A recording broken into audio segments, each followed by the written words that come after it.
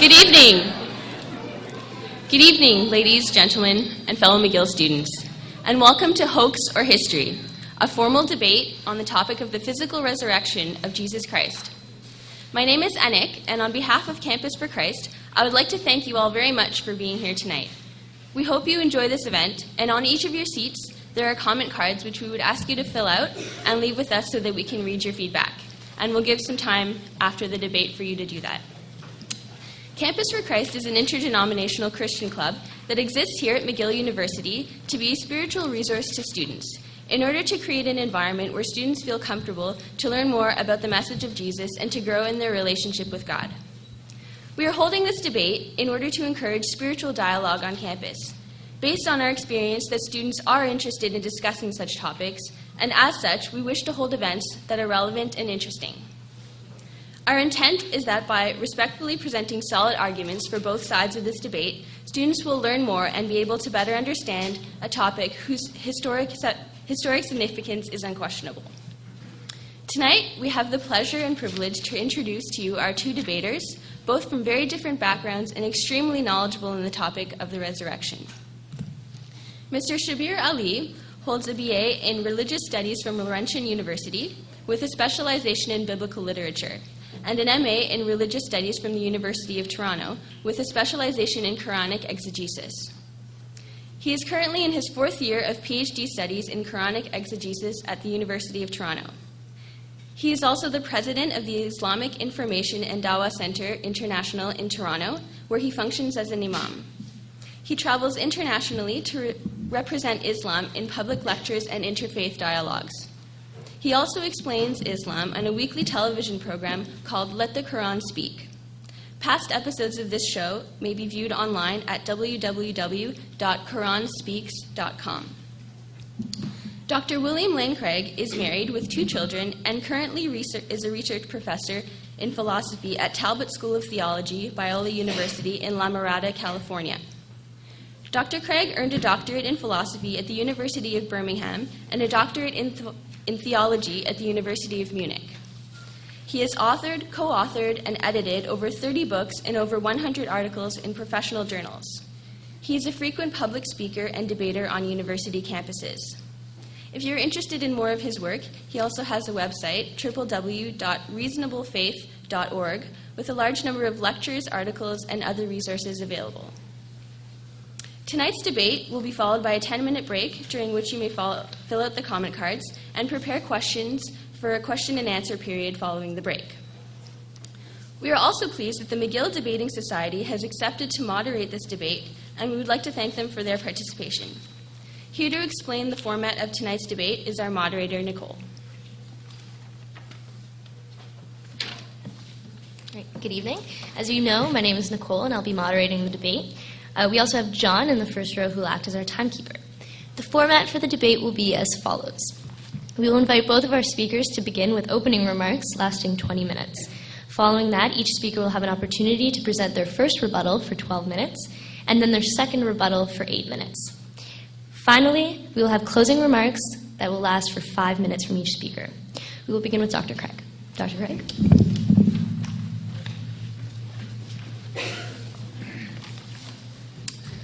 Good evening, and to our Arabic speakers, I say Salamu alaikum. Jesus of Nazareth is the most influential person who ever lived. 20th centuries after his death, he continues to exert his power of fascination over the minds of men and women. But who is Jesus really? I believe that the key to answering that question lies in the purported fact of his resurrection. If Jesus really did rise from the dead, then he must have been who he claimed to be. And therefore we've come together tonight to discuss the question, did Jesus of Nazareth rise from the dead? Now it's important for you to understand that in our discussion, I'm not going to treat the New Testament as an inspired and therefore inerrant book, but simply as a collection of ordinary Greek documents coming down out of the first century. I'm not interested, therefore, in discussing the inerrancy of the Gospels. Rather, we're interested in determining what facts they credibly establish concerning Jesus' fate and what is the best explanation of those facts. Accordingly, in tonight's debate, I'm going to defend two basic contentions. One, the New Testament documents establish 5 facts concerning Jesus: his crucifixion, his burial in a tomb, the discovery that his tomb was empty, his post-mortem appearances, and the origin of the disciples' belief in his resurrection. And 2, the best explanation of these facts is that God raised Jesus from the dead. So let's look at that first contention together. I'm going to share with you 5 facts about the historical Jesus which are accepted by the majority of New Testament historians today. Fact number 1, Jesus was tried and executed by crucifixion. All right? Okay. Fact number 1 then was that Jesus was tried and executed by crucifixion. According to the Gospels, Jesus was condemned by the Jewish high court on the charge of blasphemy and then delivered over to the Romans for execution for treason for claiming to be king of the Jews. Not only are these facts multiply attested by independent biblical sources like Paul and the Acts of the Apostles, but they are also confirmed by extra-biblical sources from the Jewish historian Josephus and the Syrian writer Marabar Serapion. We learn that Jewish leaders made a formal accusation against Jesus and participated in the events leading up to his crucifixion. From the Babylonian Talmud, we learn that Jewish involvement in the trial was explained as a proper undertaking against a heretic. And from Josephus and the Roman historian Tacitus, we learn that Jesus was crucified by Roman authority under the sentence of Pontius Pilate. According to Luke Johnson, a New Testament historian at Emory University, the support for the mode of his death, its agents, and perhaps its co-agents, is overwhelming. Jesus faced a trial before his death, was condemned, and executed by crucifixion. Perhaps the single most egregious error found historically in the Quran is its claim that Jesus was not in fact crucified, Surah 4, 157. Not only is there not a single shred of evidence for this remarkable hypothesis, but the evidence supporting Jesus' crucifixion is, as Johnson says, overwhelming. No historian believes that Jesus was not crucified. The crucifixion of Jesus is recognized even by the most radical critics as, to quote Robert Funk, one indisputable fact. Indeed, Paula Fredrickson, a skeptical critic, declares flatly the crucifixion is the strongest single fact we have about Jesus. Fact number 2. After his crucifixion, Jesus was buried by Joseph of Arimathea in a tomb. This fact is highly significant because it means that the location of Jesus' tomb was known. New Testament historians have established the fact of Jesus' honorable burial on the basis of evidence such as the following. 1. Jesus' burial is attested in the very old information handed on by Paul in his first letter to the Corinthians. In the 15th chapter, Paul writes, "For I delivered to you as of first importance what I also received, that Christ died for our sins in accordance with the Scriptures, and that he was buried, and that he was raised on the 3rd day in accordance with the Scriptures, and that he appeared to Cephas, then to the 12. This old information handed on by Paul has been dated to within 5 years of Jesus' crucifixion. The second clause in the formula refers to Jesus' burial. Comparison of this 4-line formula to the gospel narratives on the one hand and to the sermons in the Acts of the Apostles on the other hand reveals that the second clause is a summary in outline form of the story of Jesus' burial by Joseph in a tomb. Number 2, the burial story is part of very old source material used by Mark in writing his gospel. Since Mark is the earliest of the Gospels, his source material goes back even closer to the events of Jesus' life. And thus we have very early, independent attestation of the burial in both Mark and Paul. 3. As a member of the Jewish high court that condemned Jesus, Joseph of Arimathea is unlikely to be a Christian invention. There was an understandable hostility in the early church toward the Jewish leaders who, in Christian eyes, had engineered a judicial murder of Jesus. Thus, according to the late New Testament scholar Raymond Brown, Jesus' burial by Joseph is very probable, since a Christian fictional creation of a Jewish Sanhedrist who does what is right by Jesus is almost inexplicable. 4. The burial story lacks any signs of legendary development. Dale Allison, an eminent historical Jesus scholar, observes, Mark's story of Jesus' burial by Joseph contains neither fantastic elements nor Christian motifs, and so creates no impression of being a legend. 5. No other competing burial story exists. If the story of Jesus' burial were a legendary fiction which arose much later than the original event, then it's strange that we have no traces at all of the real account or even competing legendary stories. The unanimity of the burial traditions speaks in favor of the reliability of the gospel account. For these and other reasons, the majority of New Testament critics concur that Jesus was buried by Joseph of Arimathea in a tomb. According to the late John A.T. Robinson of Cambridge University, the burial of Jesus in the tomb is one of the earliest and best attested facts about Jesus. Fact number 3. On the Sunday after the crucifixion, Jesus' tomb was found empty by a group of his women followers. Among the reasons which have led most scholars to this conclusion are the following. 1. The old information transmitted by Paul implies the empty tomb.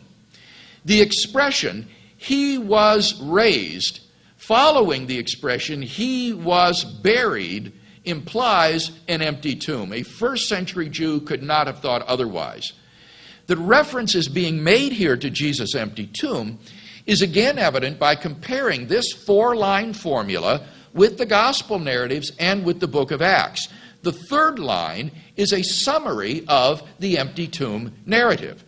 Thus, in Paul's information, we have extremely early evidence of the fact of the empty tomb. 2. The empty tomb story is also part of Mark's very old source material. Mark's source did not end with Jesus' burial, but with the empty tomb narrative, which is tied to the burial account verbally and grammatically. And thus we have, again, very early, independent attestation of the fact of the empty tomb. Number 3, the story is simple and lacks signs of legendary embellishment. In Mark's account, the women come to the tomb early Sunday morning and find the stone rolled away and the tomb empty.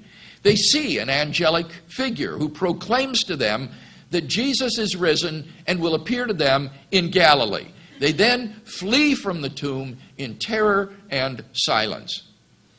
Now, to appreciate the simplicity of this account, you have only to compare it to the accounts in the forged apocryphal Gospels of the 2nd century and beyond.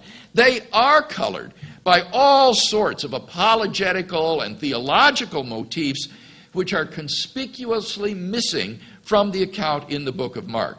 At the very most, the critical historian would only want to excise from Mark's account the angelic figure as an embellishment, and what then remains is stark in its simplicity. 4. The tomb was discovered empty by women. In Jewish society, the testimony of women was regarded as untrustworthy. Now, in light of this fact, how remarkable it is that it is women who are the discoverers of Jesus' empty tomb. Any later legendary account would certainly have made male disciples, like Peter or John, discover the empty tomb. The fact that it is women rather than men who are the chief witnesses to the fact of the empty tomb is best explained by the fact that they were the discoverers of the empty tomb, and the gospel writers faithfully record what for them was an awkward and embarrassing fact. 5. The earliest Jewish response presupposes the empty tomb. In Matthew's gospel, we find the earliest Jewish response to the disciples' proclamation of the resurrection. What were Jews saying in response to the disciples' proclamation, "He is risen from the dead"? That these men were full of new wine? That Jesus' body still lay in the tomb there in the hillside? No. They said the disciples came and stole away his body. Now think about that for a minute. The disciples came and stole away his body. The earliest Jewish response to the proclamation of the resurrection was itself an attempt to explain why the body was missing. And thus we have evidence for the empty tomb from the very opponents of the early Christian movement itself. I could go on, but I think enough has been said to indicate why, in the words of Jakob Kramer, an Austrian specialist, by far most exegetes hold firmly to the reliability of the biblical statements concerning the empty tomb. Fact number 4. On multiple occasions and under various circumstances, different individuals and groups of people experienced appearances of Jesus alive after his death. This is a fact which is universally acknowledged among New Testament scholars for the following reasons. 1. The list of eyewitnesses to Jesus' resurrection appearances, which is quoted by Paul, guarantees that such appearances occurred. The old formula quoted by Paul goes on to say, "Then he appeared to Cephas, then to the 12, then he appeared to more than 500 brethren at one time, most of whom are still alive, though some have died. Then he appeared to James, then to all the apostles. Last of all, as to one untimely born, he appeared also to me." Given the early date of this information, as well as Paul's personal acquaintance with the people involved, such appearances cannot be dismissed as legendary, but must refer to actual events. Secondly, the appearance narratives in the Gospels provide multiple independent attestation of the appearances. For example, the appearance to Peter is attested by Luke and Paul. The appearance to the 12 is attested by Luke, John, and Paul. The appearance to the women is attested by Matthew and John.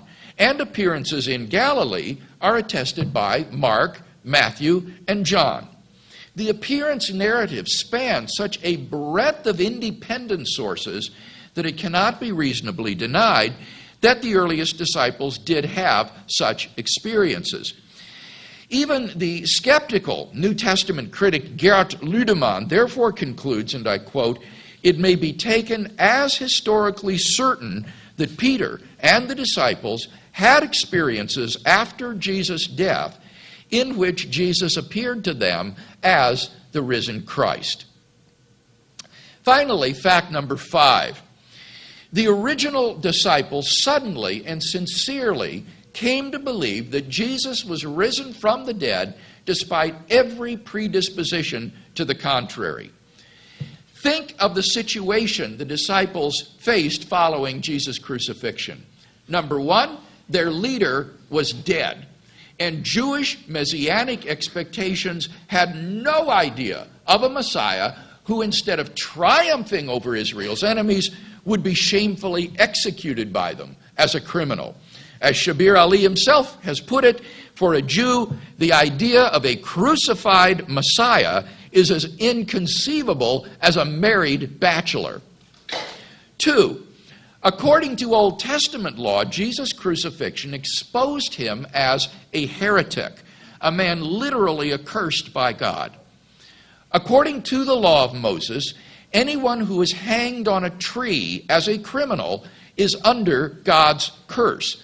The Jews also applied this law to anyone who was crucified as Jesus was.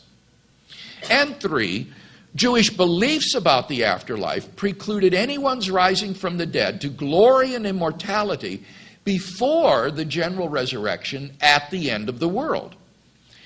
Nevertheless, the original disciples suddenly came to believe so strongly that God had raised Jesus from the dead that they were willing to go to their deaths for the truth of that belief.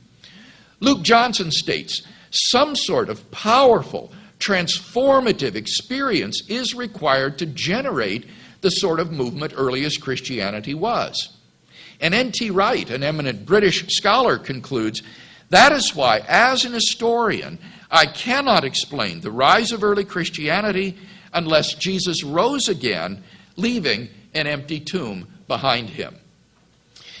In summary, then, there are 5 facts which are agreed upon today by the majority of scholars who have written on the subject: Jesus' trial and crucifixion, his burial by Joseph of Arimathea, the discovery of his empty tomb, his post-mortem appearances, and the origin of the disciples' belief in his resurrection.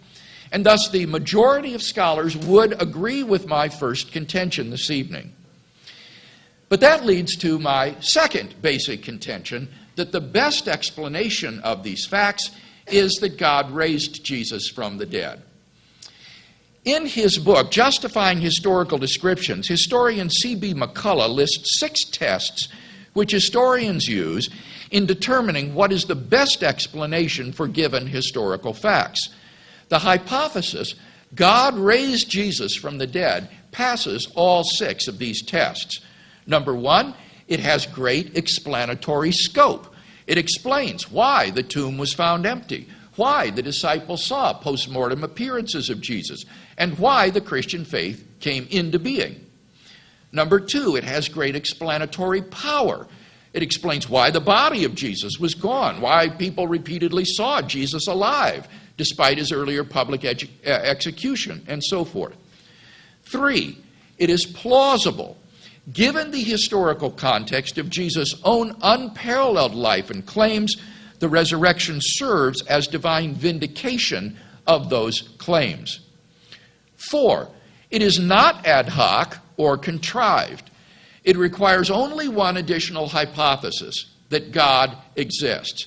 And even that needn't be an additional hypothesis if you already believe in God's existence, as Shabir and I do. 5, it is in accord with accepted beliefs. The hypothesis, God raised Jesus from the dead, does not in any way conflict with the accepted belief that people don't rise naturally from the dead. The Christian accepts that belief as wholeheartedly as he accepts the belief that God raised Jesus from the dead. And number 6, it far outstrips any of its rival hypotheses in meeting conditions 1 to 5. Down through history, various alternative explanations of the facts have been offered. For example, the conspiracy theory, the apparent death theory, the hallucination theory, and so forth. Such hypotheses have been almost universally rejected by contemporary scholarship. No naturalistic hypothesis has attracted a great number of scholars. So on this basis, it seems to me that we should conclude that the best explanation of the evidence is the one that the original disciples themselves gave, namely, God raised Jesus from the dead. Generous introduction, and Anik as well. Thank you, John, for inviting me to this forum, and Dr. Craig, thank you for giving me the opportunity to share this platform with you. It is indeed my honor and great pleasure. I begin by praising God as usual, but before I go any further, I realize that debates, especially of a theological kind, generally are taken very seriously. Sometimes we get too serious, and I thought I'll just share this with you. On my way here, I picked this up as a piece of memorabilia. It says on it, Montreal was so expensive I could only afford half a mug. And indeed, it is only half a mug.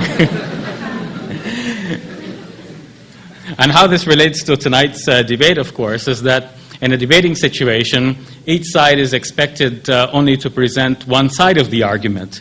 And that is different from an academic discourse in which each person would have the obligation of presenting the whole discussion with all of its pros and cons, pluses and minuses, in favor and against, and so on.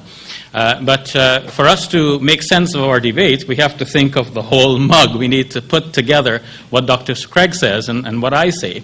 And in fact, our debate tonight will bring together, I hope, people in dialogue, Christians and Muslims, so that what one person knows will add to what the other person knows, and together we will complete the mugs.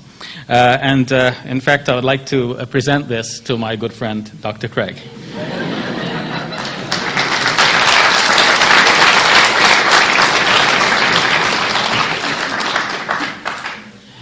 Now, I didn't mean to take extra time for that. I hope that also counts within my 20 minutes.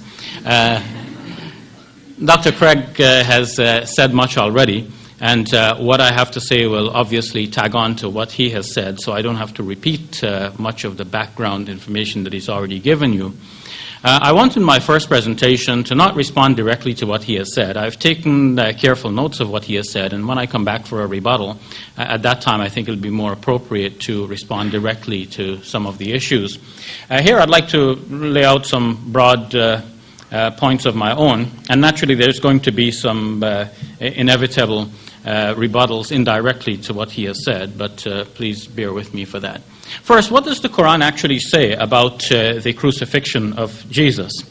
Actually, Muslim scholars are not very sure, and that is not something unique with regards to this reference regarding Jesus. The Quran is a book consisting of 6,000 and more verses, and they deal with a wide variety of subjects, many subjects just being touched upon. Some main important components of Muslim belief are expounded again and again, such as our belief in monotheism in one God, our belief in the communication from God through the Quran itself and the life of the Prophet Muhammad, on whom be peace, and our belief in the life hereafter. But apart from the most central and core concepts that the Quran teaches, other issues are touched upon very lightly, and that leaves Muslim commentators within a wide range of possibilities to give as a meaning of various verses. When it comes to the verse dealing with the crucifixion of Jesus, then, we're dealing with something that's peripheral to the belief of Muslims. It is central to the belief of Muslims to believe that Jesus is a prophet of God. And it is central to the belief of Muslims to believe in every verse of the Quran as a divine revelation. But that does not impose on Muslims to accept every interpretation of every verse. And as in this case, we have a variety of interpretations offered for Surah 4, verse 157. In the classical period, however, I find that almost universally the Muslim commentators have said that Jesus was not put on a cross, but someone else was made to resemble Jesus, and that someone else was put on the cross. So in this way, God fooled the enemies of Jesus who wanted to crucify him. However, in my own study of this very carefully, reading the classical commentators and modern, I find that there is no reason for holding that particular belief. It seems that the Muslim commentators on the Quran spoke to informers, for those who were Jews and Christians and had some familiarity with the Judeo-Christian scriptural background, and they used that information coupled with a very literalistic approach to interpreting the Quran text, and more literalistic than you might imagine, because in that case they did not just take a verse literally as it says, but they took every word literally as it said, disjointed from the surrounding words and the rest of the Quranic context. It seems then that on the whole, what the Quran is saying is that even though the enemies of Jesus tried to crucify him, or they boasted that they killed him and crucified him, they didn't kill him, They didn't crucify him. It only appeared so to them. And those who are in a difference about the matter, or those who would differ about the matter, are in hopeless confusion about it. They have no certain knowledge, but God raised him to himself, and they killed him not for certain. So from that brief narrative in the Quran, one could not really build such an elaborate theory that someone else was made to look like Jesus and put on the cross instead. You may have questions about the specific wording of that passage and how the commentators came to their understanding that I've just explained, but we'll deal with that as it comes. So in brief then, it seems to me that the Quran does not necessitate the belief that someone else was put on the cross, and does not deny the fact that Jesus was put on the cross. It just denies that the enemies of Jesus, who boasted that they killed him, really had the upper hand on him. And that, of course, can give rise to a variety of interpretations as well, of what really was the solution and what exactly happened. Well, as a Muslim, I'm not required to know what happened, because this is not one of the central beliefs of Islam, as I have explained to you. And I could be open to a variety of interpretations. But now, having explained briefly where the Muslim comes from at the subject, I would like to take a suggestion from Paniker that when we enter into religious dialogue, we should have the ability to leave aside what we believe for the moment, suspend our own beliefs in order to be able to listen to the other side. Otherwise, interaction and dialogue becomes impossible. And if we're just simply in the debating mode trying to disprove, we may not be able to improve on what we believe or help others to improve on what they believe. So let's think about what a Muslim may find if he comes to the New Testament scriptures, if he were to leave his own beliefs suspended for the moment. Well, as a Muslim, what do I find? Now, no longer thinking as a Muslim, but as a reasonable person approaching the scriptures, I should be aware, having said this much, that no one is completely unbiased, and everyone does, no matter how much he tries, come to whatever he's studying with some degree of bias. So we have to be aware of that and call it when we see it. So now, here we have the New Testament documents which tell us about the death and resurrection of Jesus Christ. We have 4 Gospels. One of the Gospels is unique, the Gospel according to Luke, in that it is followed by a second volume, thus not ending with the resurrection appearances of Jesus, but also with something about the life and teachings of his disciples after him. So we get a fuller and connected account here, and we can see what happened with Jesus and what happened afterwards. So to zoom in on the portion that most concerns us tonight, we're looking at the last couple of chapters of Luke's Gospel. So Jesus is said to have been crucified on a Friday. It was the day before the Sabbath, and because the Jews had the law that precluded leaving someone up hanging on a cross on a Sabbath day, they hurriedly buried Jesus, not under the earth, but in some kind of an open chamber, in a tomb. And they put a rock against the tomb. The following day was the Sabbath, so the followers of Jesus, being practitioners obviously of the Jewish faith up until this point, observed the Sabbath, but then early on Sunday morning, some of the women followers came to visit the tomb and they found it empty. They saw a visitation of a couple of angels who informed them that Jesus had actually risen from the dead. With this news, they told the disciples. A couple of the disciples came and examined the tomb as well. And eventually Jesus will appear to a couple of his disciples who walked on a country road, and then to a group of disciples as they sat in the upper room. Luke's Gospel ends by telling us that after this appearance to the disciples, Jesus ascended to heaven. But then the second volume, Acts of the Apostles, continues to tell us that Jesus actually appeared to his disciples over a period of 40 days. And of course, 50 days after the Passover, the occasion on when Jesus was said to have been crucified, we have Pentecost. And on that occasion, the disciples, together with many onlookers, received an extraordinary appearance. They received the infusion of the Holy Spirit. With that, they preached to the crowd about the fact of Jesus' resurrection, and many were converted on the spot. So now that's the broad outline. But then what are the details? We have not only Luke's Gospel, but we have Matthew, Mark, and John. And Dr. Craig has told us that Mark was written first. Most scholars today will agree that Matthew and Luke actually copied from Mark. But they didn't just simply slavishly copied. They also made embellishments as they go. They added, they removed, or rather failed to mention, and they made improvements as they went. And as we study these Gospels in comparison with Mark, we will see the improvements that they made. In fact, this whole story that I've given you is only partially related in Mark. Mark actually stops at chapter 16, verse number 8, with the verse that Dr. Craig told us about, where the women fled from the tomb in fear and astonishment, and they said nothing to anybody because they were afraid. Now, many people obviously were not happy with this ending of Mark's Gospel. This is how it appears in the oldest manuscripts that we have. So we also find some other endings floating around. There is a so-called longer ending, another so-called shorter ending, and then in a manuscript kept in a library in Washington called the Phreologion, named after the library, there is even an insertion into the longer ending. So you have Mark's Gospel stopping at verse number 8, then you have another 12 verses tacked on in what is called the longer ending, verses 9 to 20. And within that those verses 9 to 20, you have a further insertion by somebody else in another variety of ending. And some manuscripts that did not have these endings have a shorter one, which just simply tells us in brief that these women did in fact go and relate everything to the disciples.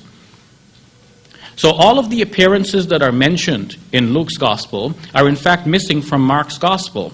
All we have in Mark's Gospel as it is now is a promise from a young man who the women saw at the tomb, who may be an angelic figure, but it's not specifically said so, who told them that Jesus is risen and they should tell his disciples to go to Galilee, for there they will see Jesus as he already told them.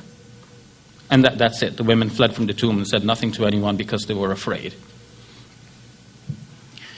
Obviously, people were not happy with that ending of Mark, and they tacked on additional endings to now tell us the same sorts of things which Luke's Gospel tells us. The women went and told the story, and the disciples eventually see Jesus.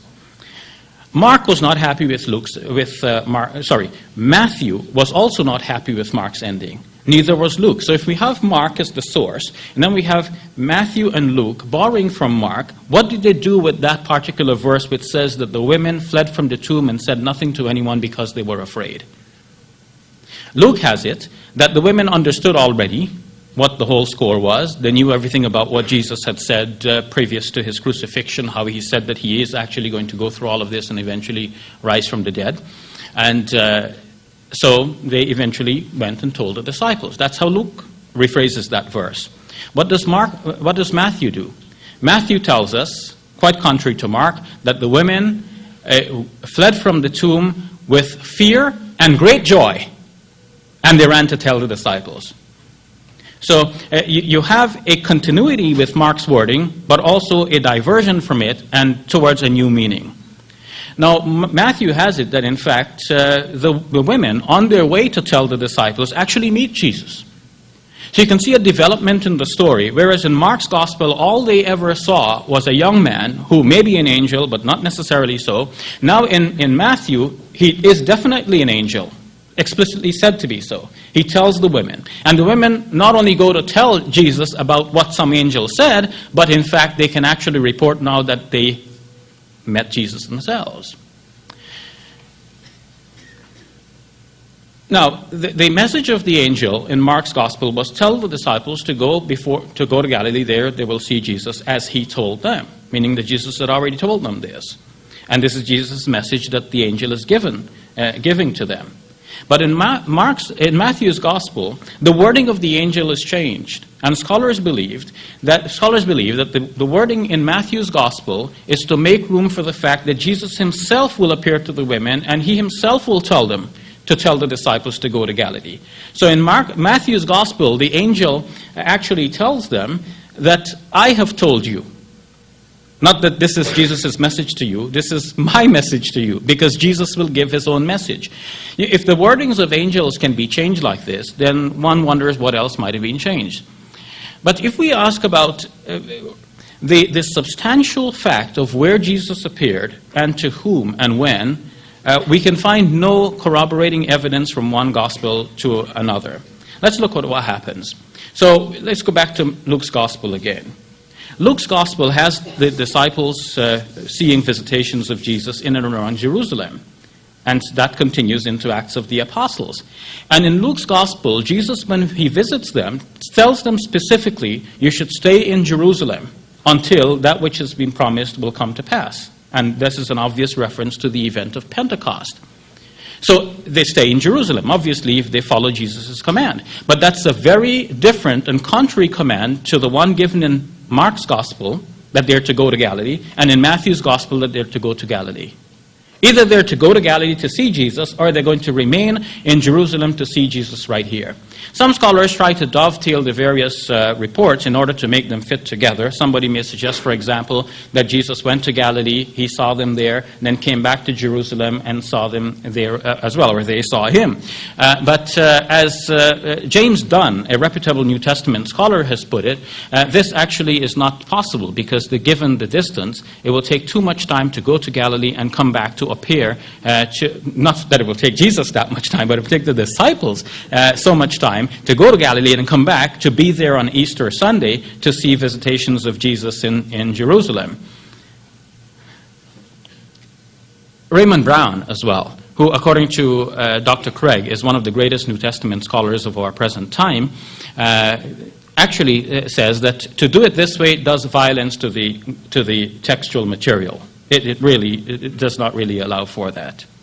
Now, we didn't say anything about John's gospel yet, but let's say something about that. I've already said that according to Luke's gospel, Jesus appeared on Easter Sunday to his disciples when they were in the upper room. And Luke specifically says that there were 11 disciples.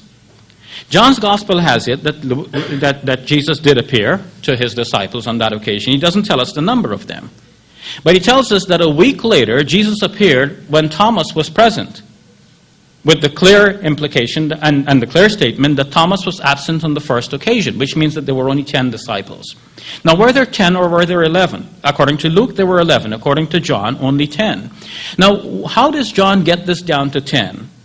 Raymond Brown tells us that John, in fact, gave us a variety of the same narrative in order to demonstrate some apologetic motifs.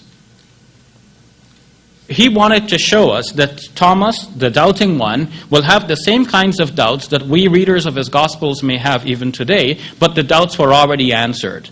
So Thomas wasn't there. Why? Because John removed him. Not in fact, but for the literary purpose of creating this discourse to prove a point.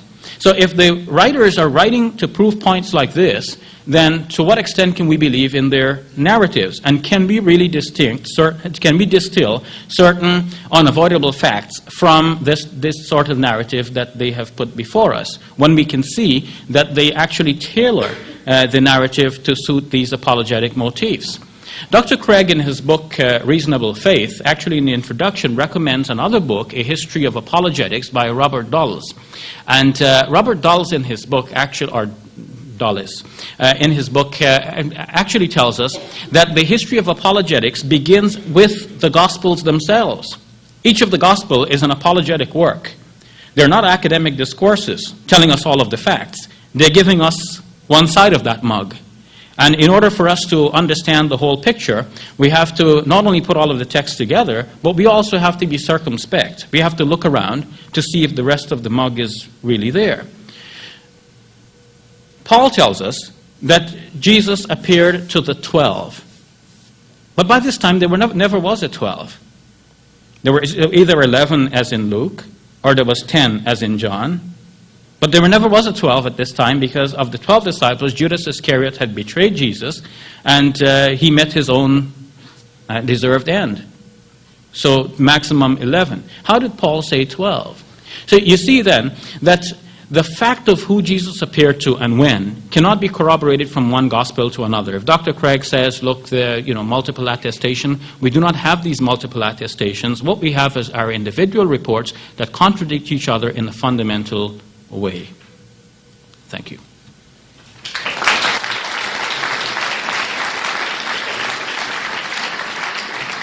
Thank you very much, Mr. Ali. And we now invite up Dr. Craig for his 12-minute first rebuttal.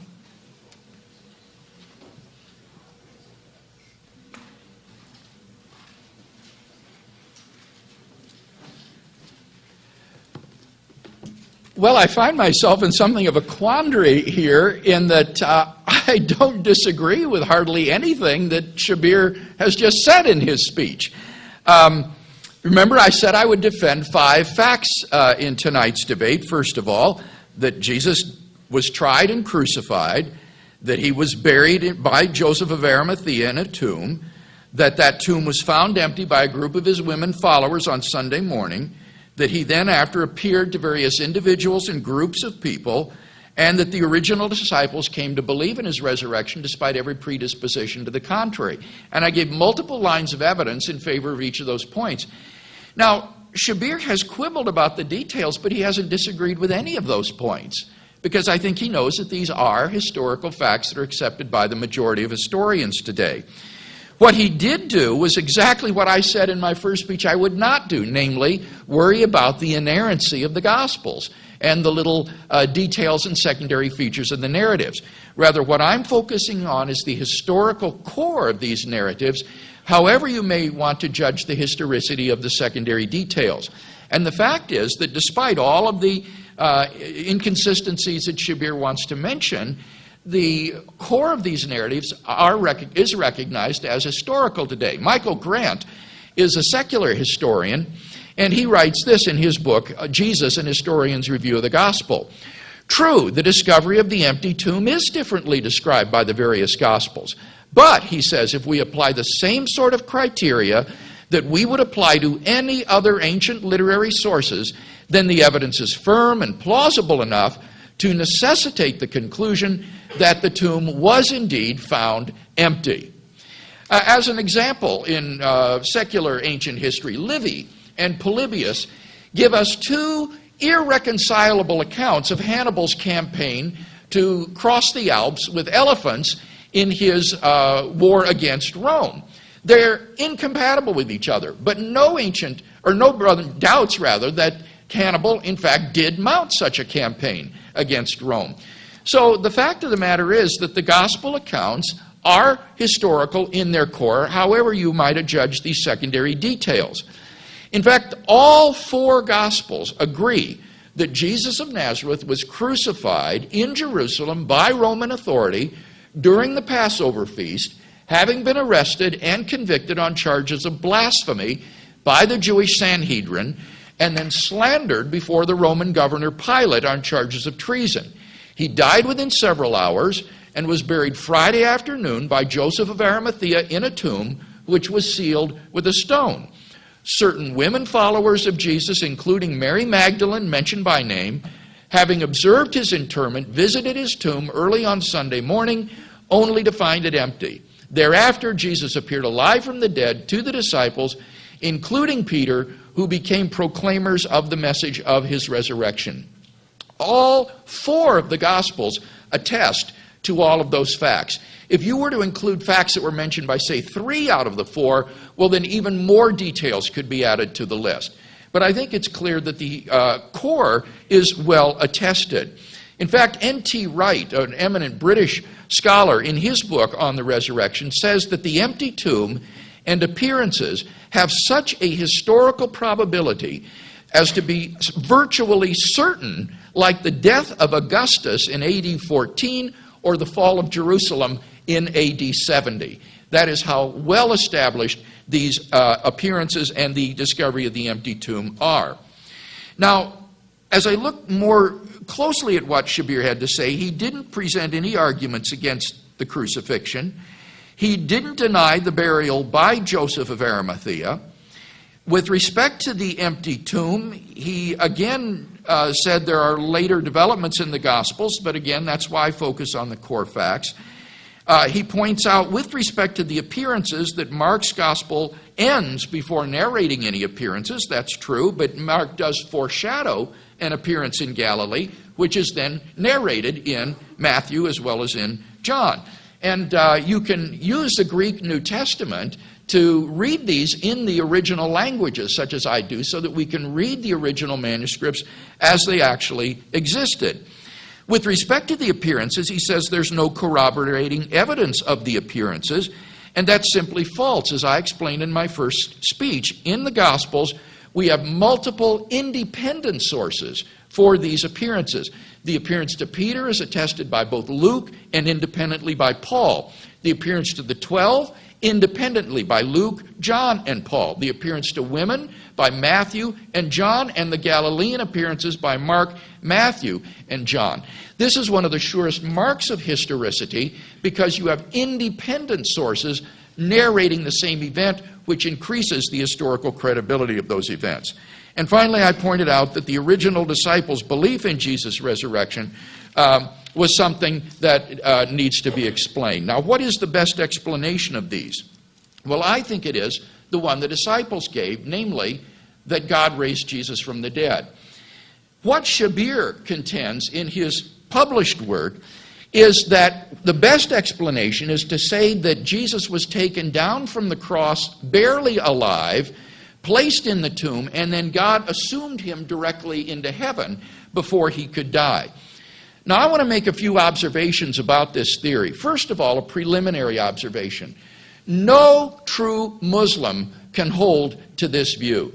The Quran is very straightforward and unambiguous. It says, وَمَا خَتَلُوهُ وَمَا صَلَبُوهُ.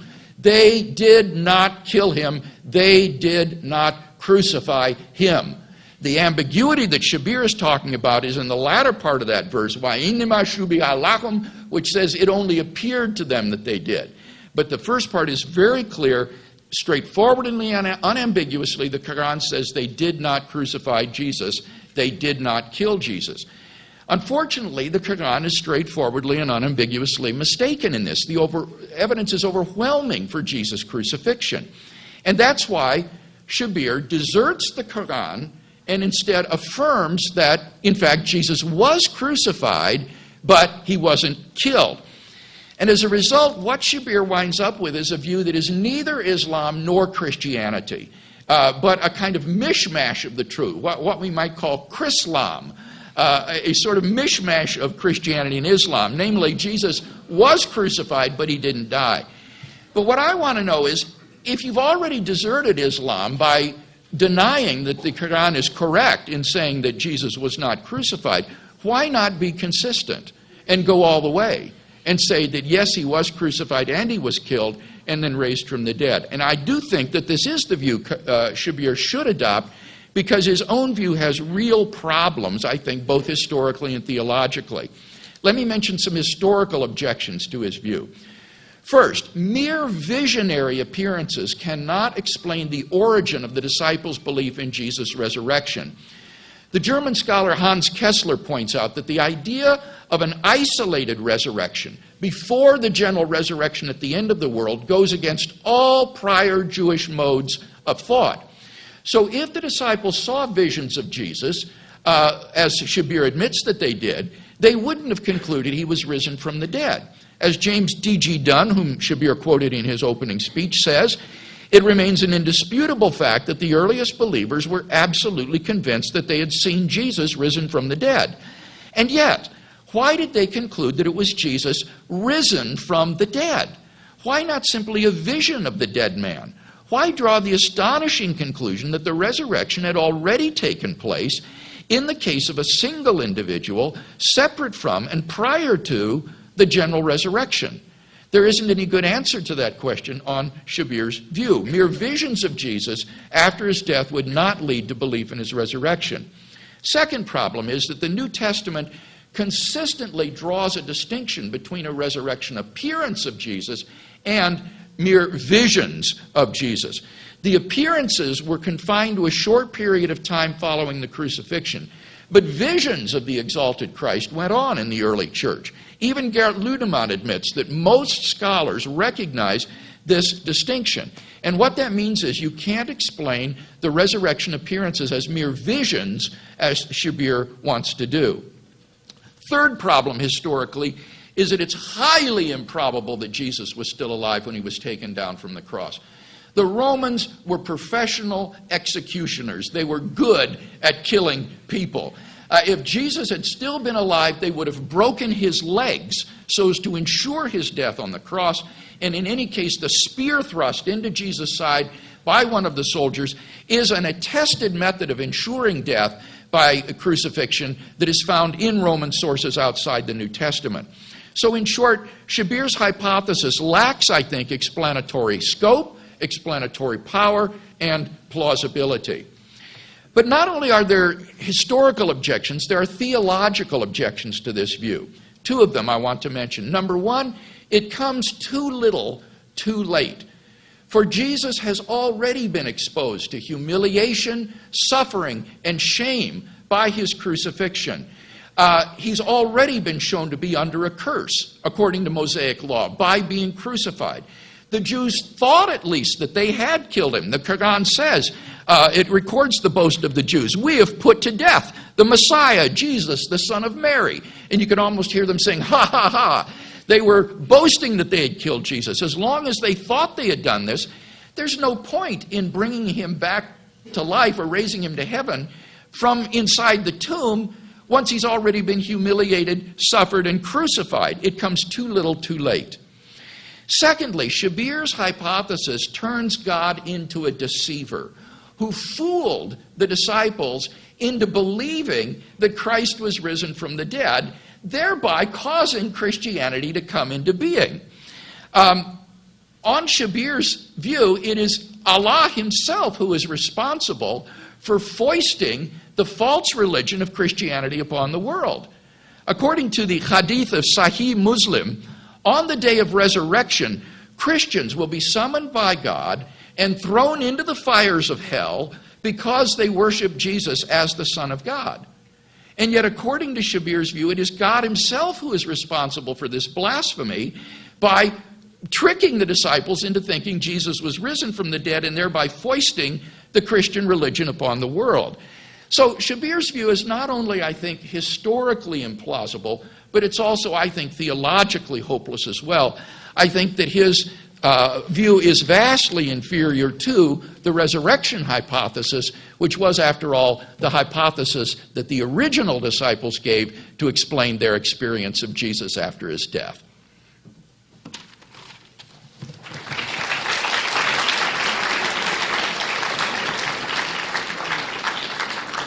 Thank you very much, Dr. Craig. We now invite Mr. Aliyev for his 12-minute first rebuttal. Thank you, Dr. Craig, for that engaging response. And you're obviously a man of humor yourself. Chris Lam?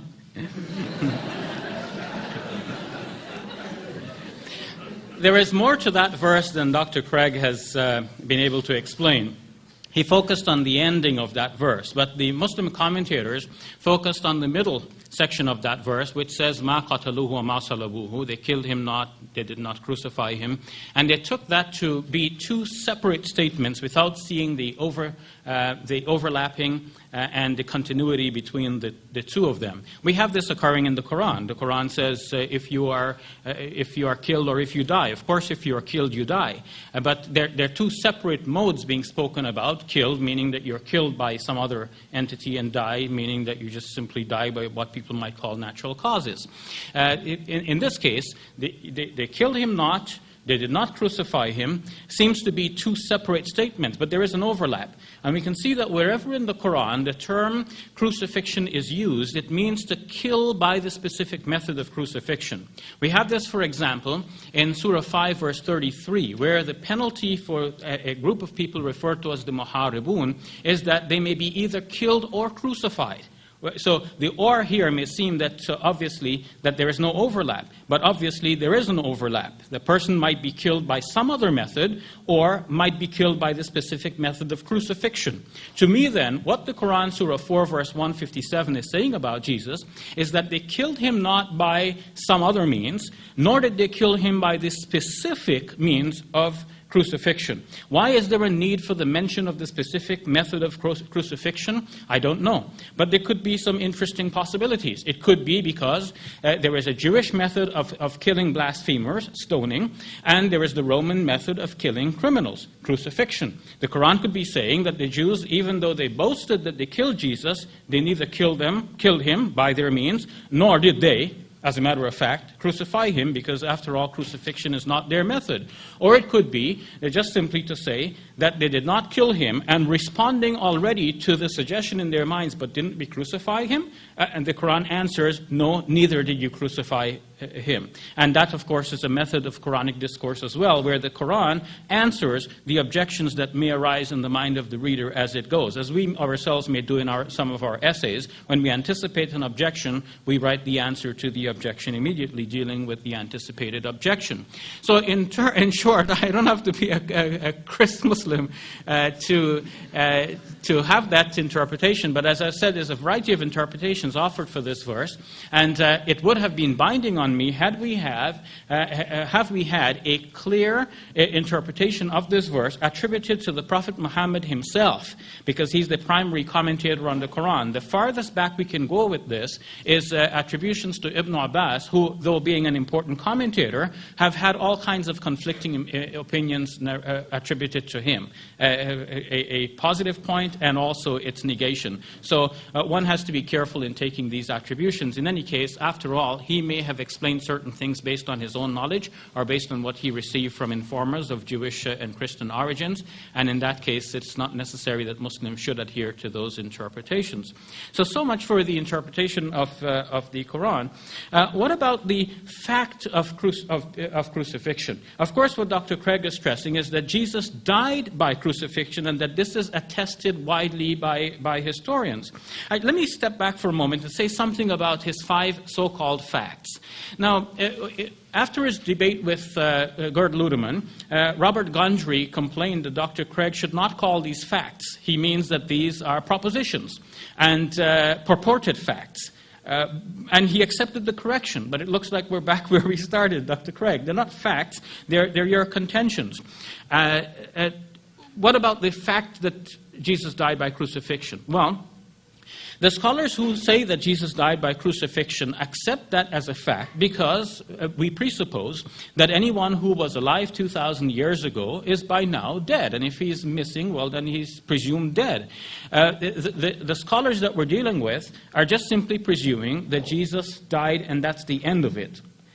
If we would have the number of scholars agreeing that Jesus was crucified and died by the method, agreeing that Jesus also resurrected from the dead, that's a different matter. And that brings me to another point about Dr. Craig's facts. What he does is that he borrows what some scholars said about one fact and what some scholars said about the other fact. And then he tells us that the majority of scholars, but they're not the same majority of scholars. You may have a situation where within certain conservative or evangelical circles you have a large number of scholars still holding to the fact of the resurrection of Jesus, and or to the belief in the resurrection of Jesus. And they would cull together a number of facts that they think support that final conclusion, including the fact that he died by crucifixion, the tomb was empty and discovered empty, he appeared to his disciples, and so on. But on the other hand, if you mention, for example, Michael Grant, as Dr. Craig has mentioned in support of one of his facts, we'll find that the same scholar does not hold to the fact that Jesus resurrected from the dead, and he thinks that Jesus also already preconditioned his disciples in such a way that after his event of the crucifixion, they naturally believed that they were seeing Jesus, not that Jesus actually appeared to them. So the same scholar agreeing to one of these facts actually disagrees with the other. In a similar way, he cited Gerd Ludemann as attesting to the fact that Jesus appeared to his disciples. But for Gerd Ludemann, these appearances were not of Jesus actually appearing to his disciples, but of his disciples thinking that they were seeing Jesus, but in fact hallucinating. So we cannot take these scholars and say that these 5 facts are agreed on by the majority of scholars, because it's not the same majority. Some scholars hold to this fact and some scholars hold to the other fact, but not to that one. And so what the scholars are doing is that they're looking at the divergent information that I spoke to you about in my opening speech, and they're asking what of this could really be true? What has to go and what can remain?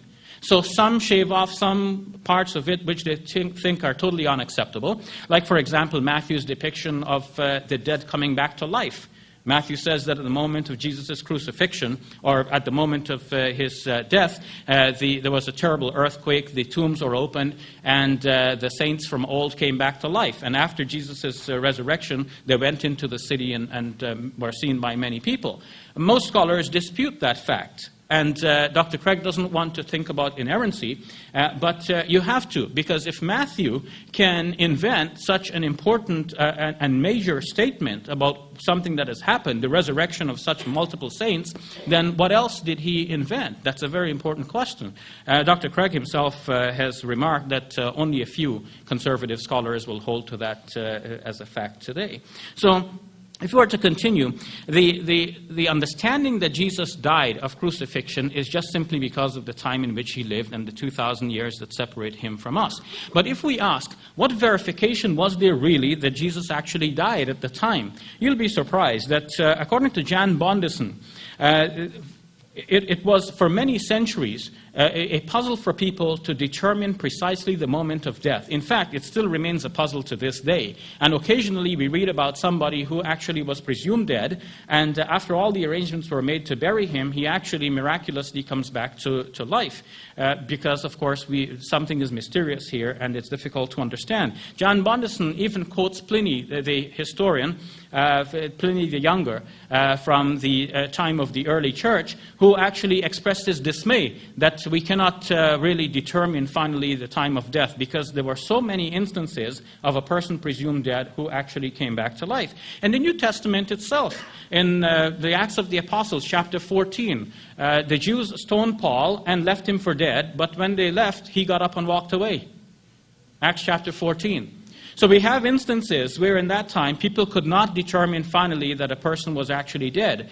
What about the spear thrust in Jesus' side? Notice Dr. Craig's careful wording. It is attested that this was a method used in crucifixion. He means generally. But was it used specifically in the case of Jesus? I think Dr. Craig will have to admit that that was not the case. We do not have a proper attestation. We have John's Gospel saying this, but remember that John was the last of the 4 Gospels to be written. The writers of the 4 Gospels did not have specific information.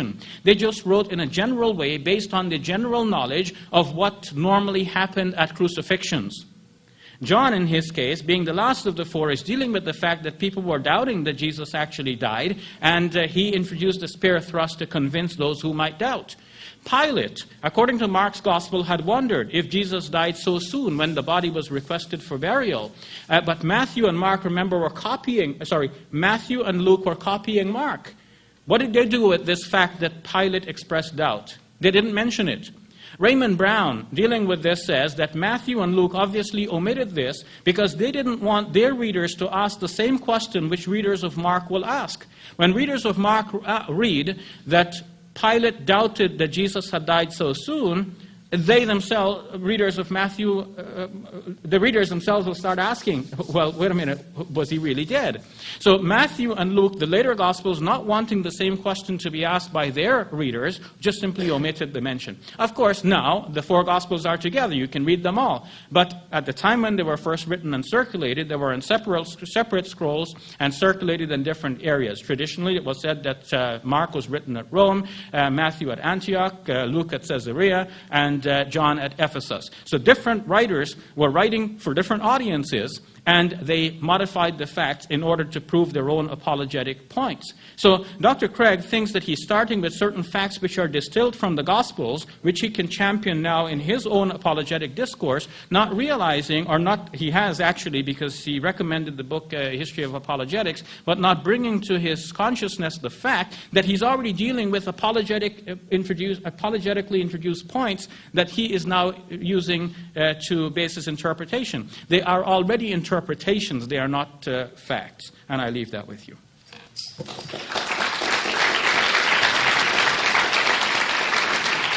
Thank you very much, Mr. Ali. We now call upon Dr. Craig to deliver his 8-minute final rebuttal.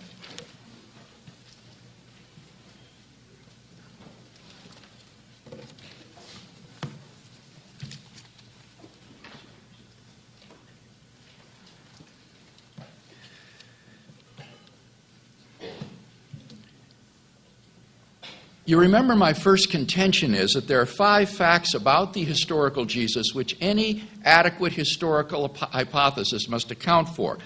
Now, despite all of the tempest in a teapot about this, the fact is that Shabir agrees with all 5 of those facts because his own apparent death theory is an attempt to explain them, namely that Jesus of Nazareth was crucified, despite what the Quran says, that he was buried in a tomb, Shabir agrees, that that tomb was found empty, that there were then multiple appearances to different individuals and groups, and that the original disciples came to believe that Jesus was risen from the dead. We agree on those facts. Now, Shabir does protest, but these are not accepted by the same scholars in every case. What I'm saying is that these are accepted by the wide mainstream of New Testament scholarship. Now, I know those of you who are not Christian believers find this hard to accept. You find this incredible. But in fact, if you study the literature, this is true.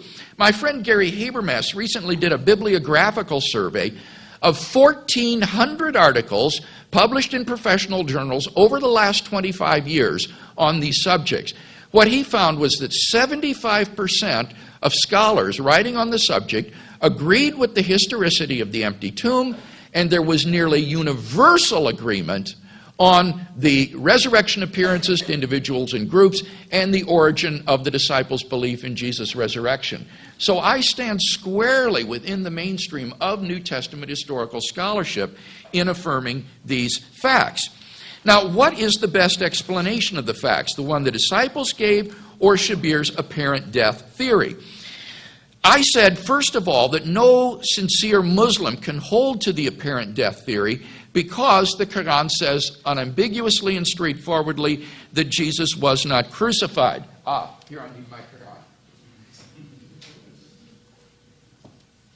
And Shabir says, no, you're misinterpreting the verse, and gives an example in Surah 5:33 that he says is supposed to suggest the same sort of ambiguity. Here's what that verse says.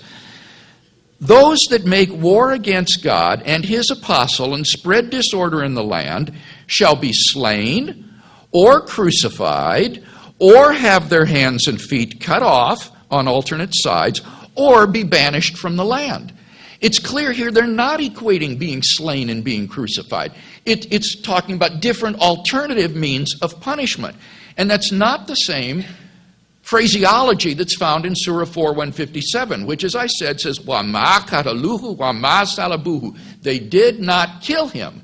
They did not crucify him. It couldn't be more plain or straightforward. Now, Shabir says, well, maybe in saying they didn't crucify him, what it means is, well, the Jews didn't crucify him. Maybe it was really the Romans. This is simply a misreading of the passage. Kenneth Craig, a very famous Islamicist, has written in this regard. It has been suggested that the intention is to indicate a non-Jewish subject of the verb, presumably the Romans or even God himself.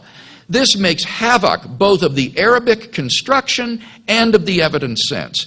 If the context intended to substitute the Romans, it would surely have to say, it was not they, the Jews, who killed him, it was the Romans. There is no such construction here, nor could it tally if there were with the rest of the passage. We cannot escape the negation of crucifying by confusion as to the agent. The Quran is clear and unambiguous. Unfortunately, it is clear and unambiguously mistaken in saying that Jesus was not crucified. So I think, indeed, Shabir is guilty of endorsing Chrislam rather than being a faithful Muslim. And if you are a Muslim tonight, I don't think you can follow him in his theory. Then I raised historical objections to his theory. Number one, that visions of Jesus, which he says Allah granted the disciples, wouldn't be sufficient to explain belief in his resurrection. Shabir didn't respond to the point. Secondly, I pointed out that visions are not identical to resurrection appearances. There is a distinction between the two, such that mere visions of Jesus don't mean appearances. Shabir didn't respond to that point. Thirdly, I said it's highly improbable that Jesus was taken down still alive. The Romans were professional executioners. He says, well, he could have been alive. Sure, there's a possibility, but the point is, it's highly, highly improbable. This apparent death theory was already tried in liberal German theology in the late 1700s, early 1800s. It has been unanimously rejected by contemporary scholars. Josephus, the Jewish historian, tells an incident in which he came upon 3 persons who were acquaintances of his that he found had been crucified. And he immediately talked to the Roman authorities and got them taken down. And yet, despite the best attention medically that Rome could give, 2 of them died immediately and the third died sometime thereafter. The idea that Jesus could have survived his scourging and crucifixion, I think, is just highly, highly improbable. The spear thrust in the side, remember I said, was common practice done by Roman executioners, and that would ensure his death. As for Pilate being surprised that he died so soon, that's right, it was a quick death, and so Pilate determined from the centurion that he was really dead. They verified his death, and that's why they didn't break his leg. So I think Shabir's theory is at least highly improbable. What about the theological objections I raised to it? I said, first of all, it's too little too late. Saving Jesus after he's already been crucified and taken down and placed in the tomb doesn't do anything to save God's prophet. He has already been humiliated and shamed before his enemies. It's just too little too late. But secondly, it makes God responsible for the delusion of Christianity and hundreds of millions of people going to hell forever for believing in Christ as the risen Son of God. And all of the problems that Christianity has been for Islam over the centuries, all of this is a result of Allah's own doing in misleading the original disciples and thinking Jesus had been risen from the dead. So it just seems to me that theologically speaking, this theory is really quite preposterous. Frankly, it is a desperate attempt to try to save the phenomena, to try to admit all the facts, the 5 facts, and yet to figure out some other way to explain them without recurring to the resurrection of Jesus. But it is a highly improbable theory. It is a theologically objectionable theory. And I would just say, why not? Go with the theory that the original eyewitnesses gave. Why not believe these men when they said God has raised him from the dead? A belief for which they were willing to give their lives.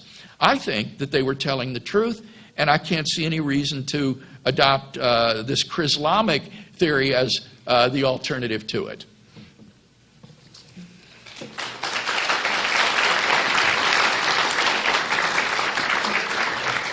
Thank you very much, Dr. Craig. And now we call upon Mr. Ali for the final rebuttal speech of the evening.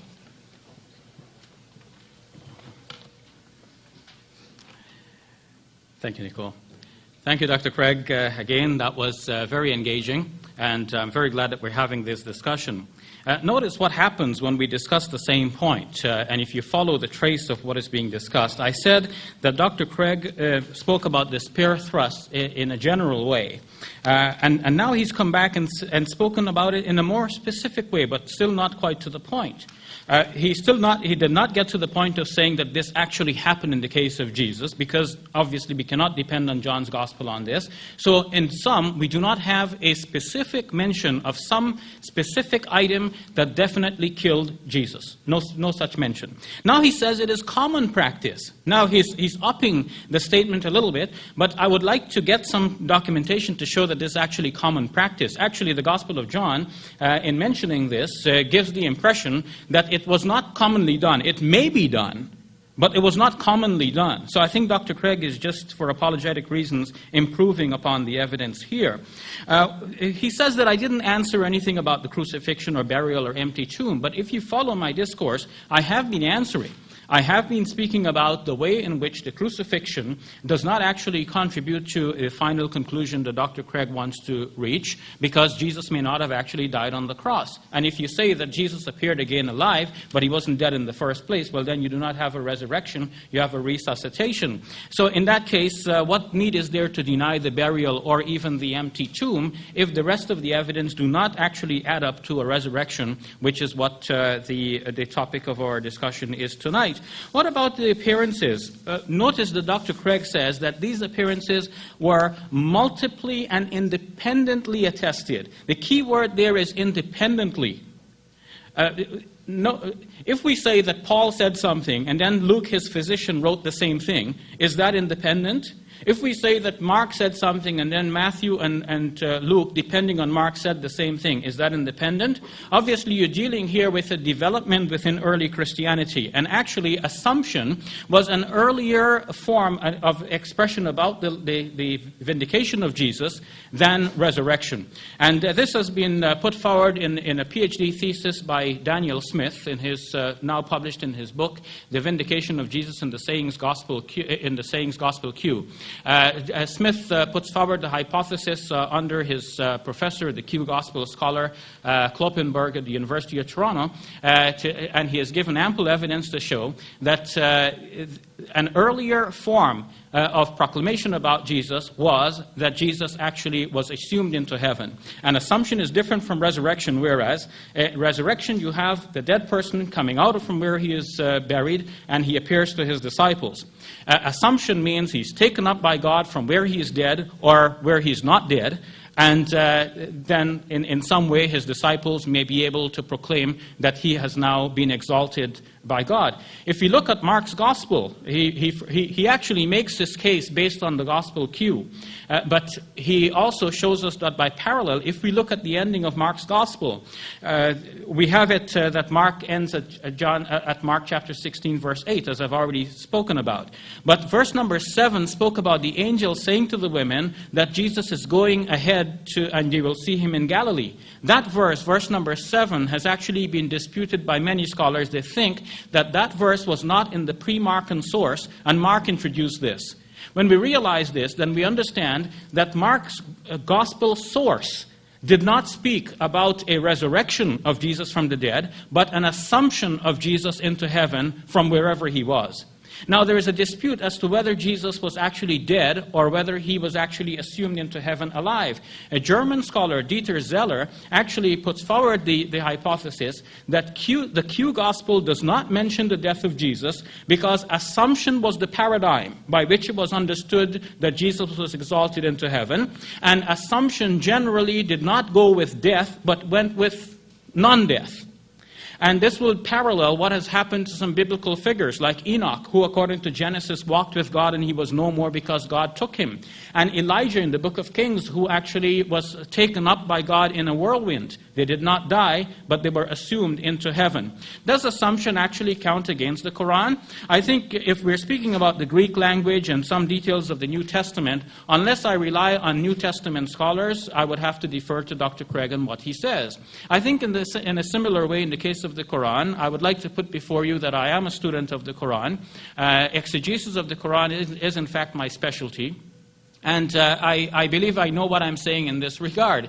But you don't have to take my word for it. I can also cite passages which, in fact, have a bearing on our discussion that have not really come up yet, but they are important. In more than one place, the Quran speaks and says that Jesus actually was taken in such a way that the term used is ambiguous as to whether or not Jesus died. The term is tawaffa, which in Arabic actually can, as a euphemism, refer to death, but it is not the original word for death. The word for death in Arabic is mata, he died. Tawaffa or tuwaffiya is a common way of saying that somebody died, but it is a euphemism, as if we said that somebody has passed on to meet his Lord. So the Quran says that God said to Jesus in Surah 3, verse 55, Inni mutawaffika wa rafi'uka ilayya. I am going to take you and raise you to myself. So that take is the word that is generally used as meaning taken in death. But it could also be taken in sleep. And this is where the classical commentators differed. They could not decide, did God take Jesus in sleep or in death? So while they denied that Jesus was killed by his enemies on the cross, some of them affirmed that Jesus actually died and then God took him. Or some said that God took him in sleep. In a similar way, Surah 5, verse 117 says, if qala Allahu, when God said to Isa, and then Isa replies, falamma tawaffaytani, when you took me, the same verb, which could mean when you took me in death or when you took me in sleep. Now, from the details that we have, given the discussions that we have found, given the thesis of Daniel Smith and others, it is clear that there was, in an earlier proclamation before the Gospels were written, the declaration that Jesus was exalted into heaven, a declaration that fitted more with the idea of assumption and not necessitating a resurrection from the dead. This is why we do not have in Mark's Gospel a further narrative which shows that Jesus appeared to his disciples, because that would be resurrection. And the original proclamation in Mark's source was actually about assumption. Reginald Fuller, in his formation of the gospel narratives, actually told us too that in Mark's source, minus Mark 16:7, obviously we are dealing here not with a resurrection from the dead, but with an assumption of Jesus into heaven. So how certain were they that Jesus actually died on the cross? They couldn't be certain, because in fact they came to break the legs of the crucified victims to ensure their death, to hasten their death, but they didn't break the legs of Jesus according to the gospel. So what then finally killed Jesus? In fact, we have no record. And the Josephus story shows that these guys were up on the cross for 3 days and then taken down, and still one survived. Jesus was only on the cross for a few hours. What killed him?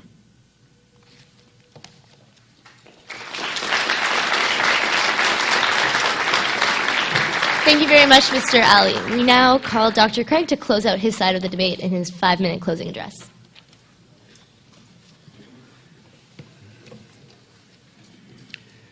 Well, we've certainly gotten into some technical issues of New Testament and Quranic scholarship this evening, but I hope that it has at least provoked your interest to look further into these matters.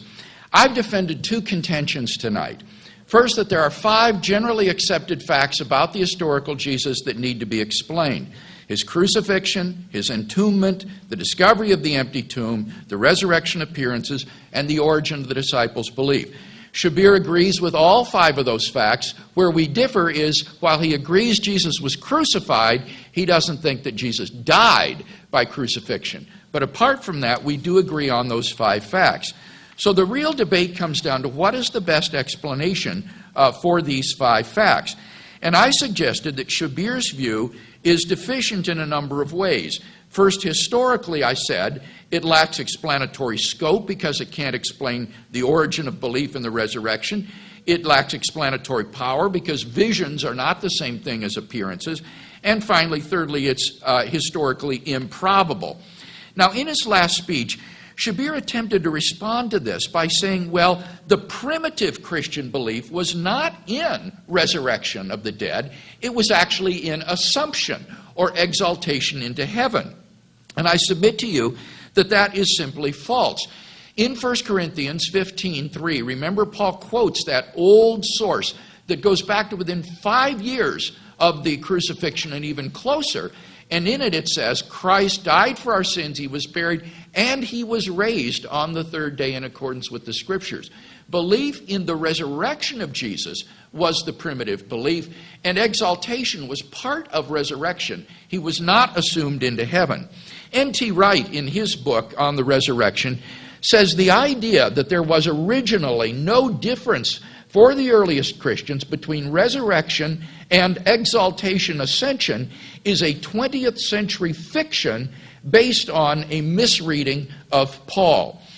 Our Raymond Brown has said, with respect to belief in the resurrection, it is not accurate to claim that New Testament references to the resurrection of Jesus are ambiguous as to whether they mean bodily resurrection. There was no other kind of resurrection, says Raymond Brown. So I think it's clear that in the primitive belief, the earliest Christians believed in and proclaimed the resurrection of Jesus from the dead. And visions, such as you have on Shabir's hypothesis, just doesn't cut the mustard in explaining that. What about the improbability of Jesus being still alive when he was taken down from the cross? The reference for the spear thrust in the side comes from the Roman author Quintilian and is given in my published work. I cannot prove that it actually happened in Jesus' case, but what we can show is that this is a Roman executioner's process to ensure death, as is the breaking of the legs. John knows both the breaking of the legs as well as the spear thrust which shows that he is right in touch with first century normal practices of Roman execution. And therefore, I think we have no reason to doubt that Jesus was taken down dead, which was, after all, the job of these Roman executioners to ensure. Then the theological objections have never been answered in tonight's debate, that Shabir's hypothesis is just too little, too late, and it makes God responsible for the delusion of Christianity and all these hundreds of millions of people going to hell for believing something that Allah deceived them into believing by presenting them with visions of Jesus and an empty tomb and making them think that he was risen from the dead. So if you're a Muslim student here tonight, I want to encourage you to try to think outside the box.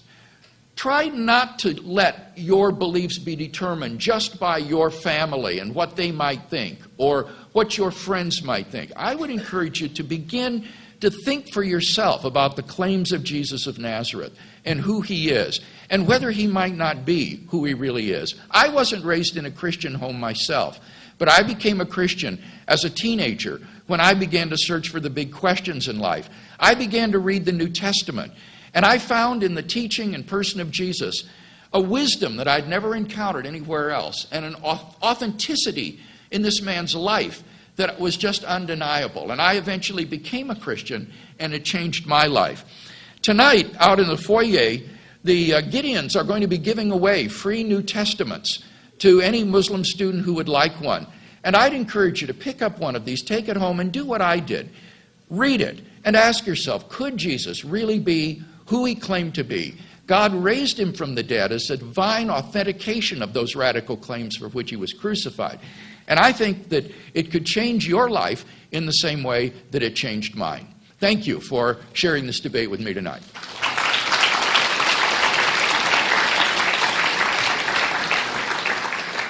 Thank you very much, Dr. Craig, and we now call upon Mr. Alley to close out this round of debate.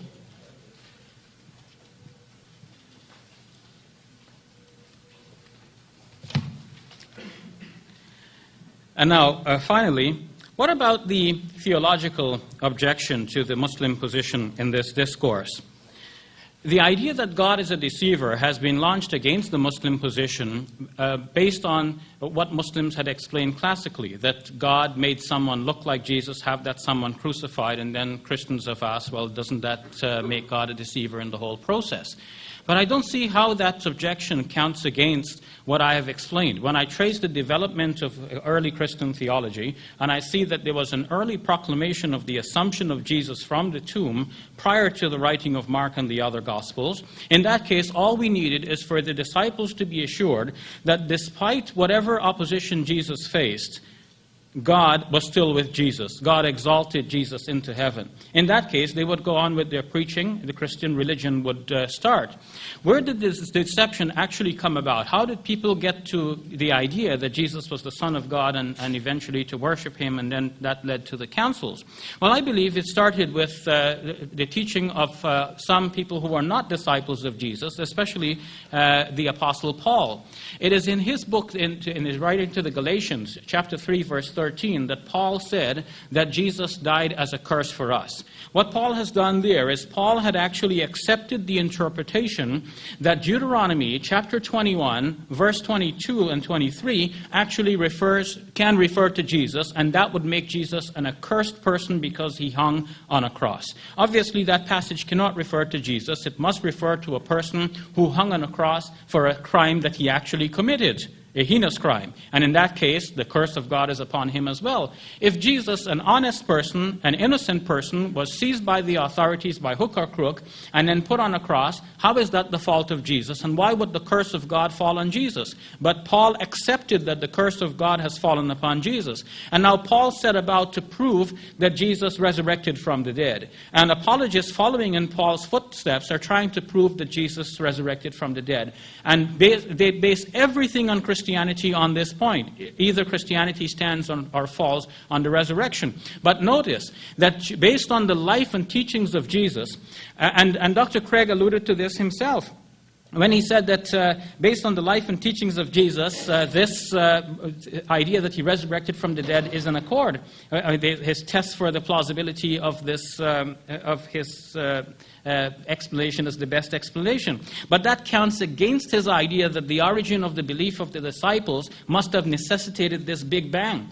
Because either you have Jesus proclaiming that he is someone special and his disciples believe that, and the crucifixion cannot let them fail in that, or you have them not knowing anything about Jesus, waiting to see would he be vindicated from the cross, and if they don't see that, then they think that he is now accursed. The idea of the married bachelor only applied to the specific idea that Jesus was the Davidic Messiah, but he may not have been. The Dead Sea Scrolls show us that in fact Jesus could have been one of three things and still be called Messiah. He could be the Davidic Messiah, or a priest Messiah, or a prophetic Messiah. And in that case, if he was not the Davidic Messiah, then the cross does not prove him wrong. He could have been believed to be a prophet, as Muslims think he was, and that belief would continue even after his crucifixion. Notice that when in the Gospel of Luke he meets the two disciples on the road to Emmaus, they still proclaim their belief in him as a man of God and as a great prophet. That means the crucifixion did not kill the belief in the disciples that Jesus was a great prophet. So there was no need for a big bang to upstart Christianity, and I think that Dr. Craig's hypothesis fails on this point. But then if there ever was someone who turned the tables here and made Jesus appear to be false, it is actually Paul, because he accepts as a matter of fact that Jesus died an accursed death. And if we now place ourselves on the Saturday following the crucifixion, we have to be in a position of not knowing anything but knowing that Jesus is an accursed person. Now, his disciples needed, according to the storyline, an appearance of Jesus to convince them that he was not an accursed person. What do we have except reports that contradict each other?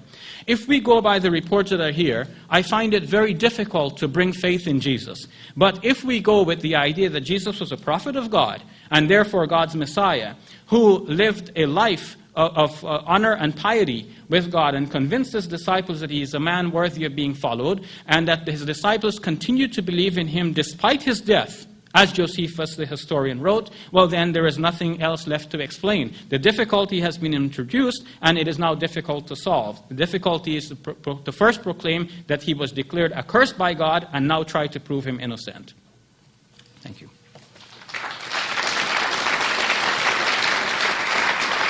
Thank you, Mr. Ali. I'd like to thank both debaters for their compelling argumentation that they provided during the course of this debate, and turn over the mic to our MC, Anik.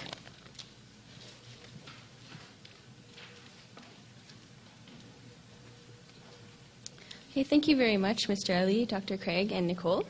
The formal debate portion of this evening is now over, so we would ask you to take this time for a break to fill out the comment cards on your seats, and if you can't stay with us for the remainder of the evening, you can leave them with one of the ushers on your way out.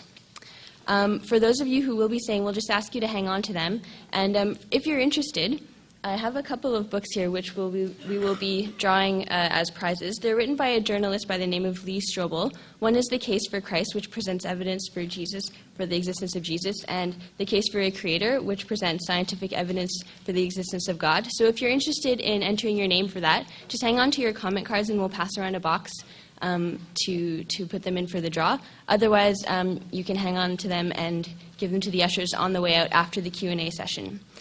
So in a few minutes, Nicole will explain the format of the question and answer period, and then we'll move on to that. Thank you.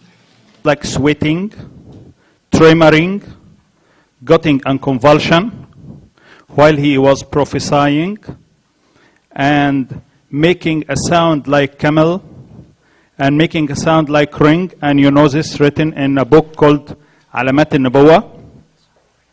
Second thing, he fall after time under a magic power from a Jewish magician called Labid ibn al-Asam in Arabic. And this Jewish magician made a magic for Muhammad, the prophet, and he fall under this magic power, and it's written in Sahih al-Bukhari that he was coming to intercourse woman. He is imagining that he intercoursed with woman and he didn't do it. and he is imagining that he is doing something and he didn't did it. In Sahih al-Bukhari, this hadith sahih. All of this makes me in doubt about this book at all.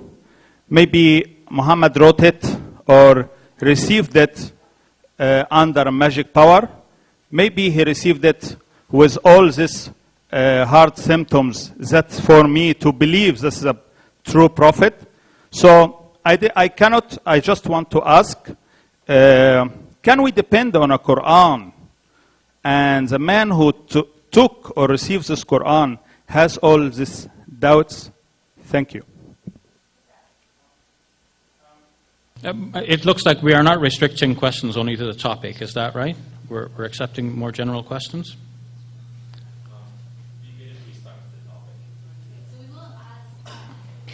We will ask that people keep the questions to the topic at hand. Since that question was already asked, though, we'll accept it. Sure. And also just a reminder to limit questions to 30 seconds, please. Okay. Now, obviously, Muslims have thought about what evidence they can offer to show that the Prophet Muhammad, on whom be peace, really received a message from God. And there are better reasons than the speaker has asked about. There is, for example, the fact of the Prophet's illiteracy, the fact that he was psychologically unprepared to announce the Quran, and that the Quran is speaking to him and commanding him and telling him what to do, on occasion even criticizing him.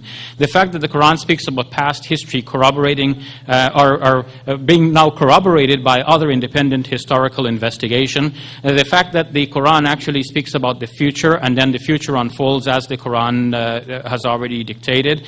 The fact that the Prophet Muhammad, peace be upon him, was sincere. So even if he might be credited in some way as being able to write the Quran, one would wonder, why would he write the Quran and then fool people about it, since it is known that he actually gave his life defending and preaching when he was being tortured and persecuted. He could have abandoned mission, but he didn't.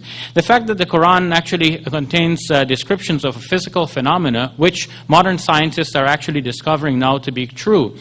So how could that be from a man who wrote some 1400 years ago? It looks like this is really from God. Nowadays we are finding also that the Quran, though it was, from as far as we know in history, collected in a way which non-Muslim historians would describe as being an ad hoc process, we can see that the guiding hand of God was actually there in the process now, because there are certain ways in which things fall into the Quran into place, giving mathematical patterns, such as, for example, the frequency of the occurrences of things in multiples of 19 in many different places in the Quran, in such a complex method that one is hard-pressed to say that this really is the work of a human being. So with all of these reasons together, we can say that there may be reports in Sahih al-Bukhari or elsewhere which may actually count against all of this. One might look at it and say, well, how could he be a prophet? And there could be answers for those. But the overwhelming testimony of all of these different areas of evidence that I've cited actually prove to me very clearly that Muhammad was a prophet of God and he received the Quran by divine inspiration. Well, I'm not very impressed with these sorts of arguments that the Quran prophesies things that have been discovered by modern science and so forth. Misguided Christians, I think, have tried to do the same thing with the Bible, saying it predicts television or atomic warfare and things like that. And inevitably, when you look at these passages closely, you find they're so ambiguous that they could be interpreted in sort of any number of ways. They're only, you're reading things into them after the fact. What I would like to say, though, about Muhammad that I think is interesting is to compare the quest of the historical Muhammad with the quest of the historical Jesus. We've talked a lot about the evidence for Jesus tonight, but Islamicists are just beginning a quest of the historical Muhammad now. And what you find is that the sources for Muhammad's life, like about his illiteracy and so forth, are really vastly inferior to the sources for the life of Jesus. The earliest biography of Muhammad comes over 100 years after he died and doesn't have any corroboration. You don't have multiple independent sources like we do for Jesus. So this is an area that definitely needs more exploration by scholars to ask ourselves, just what do we know of the historical Muhammad, his life and teachings? The next question now for Dr. Craig, sir. Yeah. Dr. Craig, I wish to know what you have to respond to the fact that Professor Ali brought that after the resurrection, the women at the tomb got the message that the disciples should go to Galilee, and the fact that the disciples were asked to stay in Jerusalem. I don't think you responded to that. I mean, the best explanation, or most straightforward one, would be that Luke doesn't plan to narrate any Galilean appearances. And so he has them stay in Jerusalem so that they will then just have Jerusalem appearances.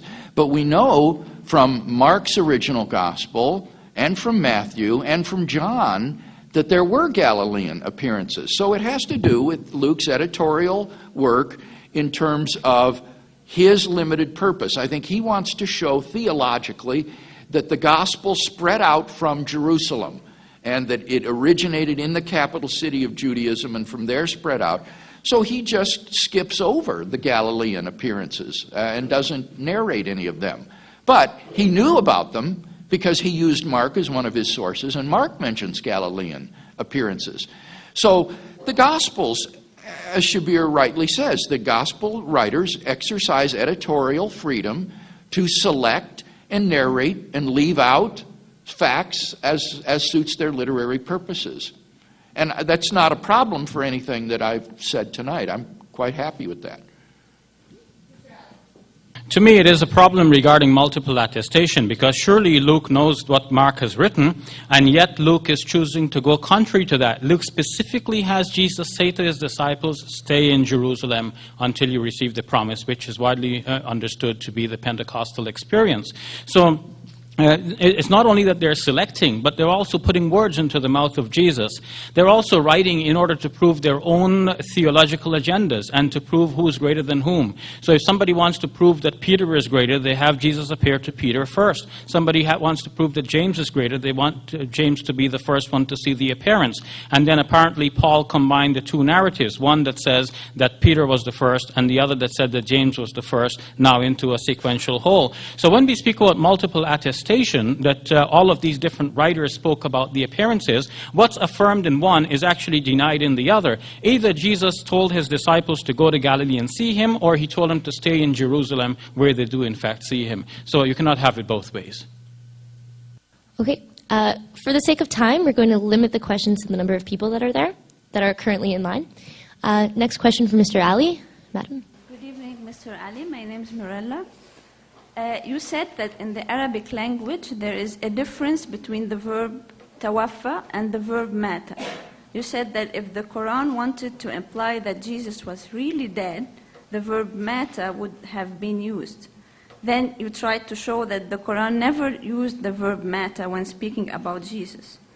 But you never mentioned the verse 33 in Surah Maryam, which indeed used the verb mata. And I would like you to comment on this verse. It goes like this. Surah Maryam, verse 33. Assalamu alayya yawma ulidtu wa yawma amutu wa yawma ub'athu hayyan. Peace be upon me the day I was born, and the day I shall die, and the day I am raised to life again. Thank you. I didn't say all the things you said that I said in quite the way you said them, but I wouldn't say that if the Quran wanted to say that Jesus died, the Quran, or whatever. I can put it a different way. I can say that if the Quran had used the term mata, it will be clear that he died. If the Quran uses tawaffa, now tawaffa is ambiguous. It could mean he died, or it could be that this is, in which case the verb is used as a euphemism for death, or it could be that God took him either in death or in sleep. There is some ambiguity there. You are correct in Surah 19, it says, Assalamu alayya yawma amutu wa yawma ub'athu hayya. Then this would indicate that Jesus dies at some time in the future from his saying that. So when is that future? Muslim commentators generally said when he returns to earth, he will die at that time. But you have raised an interesting point. We should also think about what that could mean. But that, of course, does not contradict the passage which says, Ma qataluhu wa ma salabuhu, when we understand that killing, qital, and salb are two different things. And Dr. Craig was right. They are two different things. Even in the Surah 5, verse 33 verse, either the person should be killed or by slain, as he read in the translation, or he should be crucified. And all of the commentators generally agree that crucified here means that he should be hung on a cross until he dies. It wouldn't fulfill, they think, the requirement of that wording if the person was just put on the cross for a little while and then taken down. So they really mean that he should be crucified, meaning he should be killed by that particular method. So when this is denied in Surah 4 verse 157, مَا قَتَلُوهُ وَمَا صَلَبُوهُ, they killed him not and they did not crucify him, it means they did not kill him by that specific method of crucifixion. My commentary on these passages, my exegesis, I feel, is consistent, taking into consideration all of these passages, the one that mentions Maut in Surah 19, the ones that mention Tawaffa, and also the ones that mention Salb. Dr. Craig. The Quran is internally contradictory on this issue, as the gal pointed out at the microphone. In Surah 19:33, Jesus says, "Peace be upon me the day I was born, the day that I die, and the day that I shall be raised up to life." Now, since the Quran denies that Jesus died or was killed on the cross, commentators, as Shabir just said, have to say, oh, well, this means his death after he comes back again, not his death during his lifetime. But that is the wrong interpretation is evident from the fact that the very same thing is said of John the Baptist in Surah 19:15. Peace be upon him the day he was born, and the day that he dies, and the day that he will be raised to life. And the parallel between John and Jesus show that it's contemplating Jesus' death in this life prior to his resurrection at the end of the world. And so as Yusuf Ali, in his translation of the Quran, says, those who believe Jesus never died, he said, should ponder this verse carefully. I'm going to ask that all those asking questions, please make their questions as concise as possible. Sir. That's a very hard thing to do, just so you know. I'm very glad that we have two theologians here, and I really enjoyed the debate, by the way. My question is probably a little bit for both of you. The dating of the sources of Jesus' life. You spoke about Josephus, and from all accounts, he seems to have come 4 years. He was born, from all accounts, 4 years after Jesus' death. So obviously it wasn't a first-hand account of Jesus' life. It would have been a second or a third-hand account by any means. And another thing, the accounts of Jesus in the New Testament all seem to have been derived by one source, as Professor Ali said. If this is true, if I understood correctly, can we really trust these sources if they were all copied from one?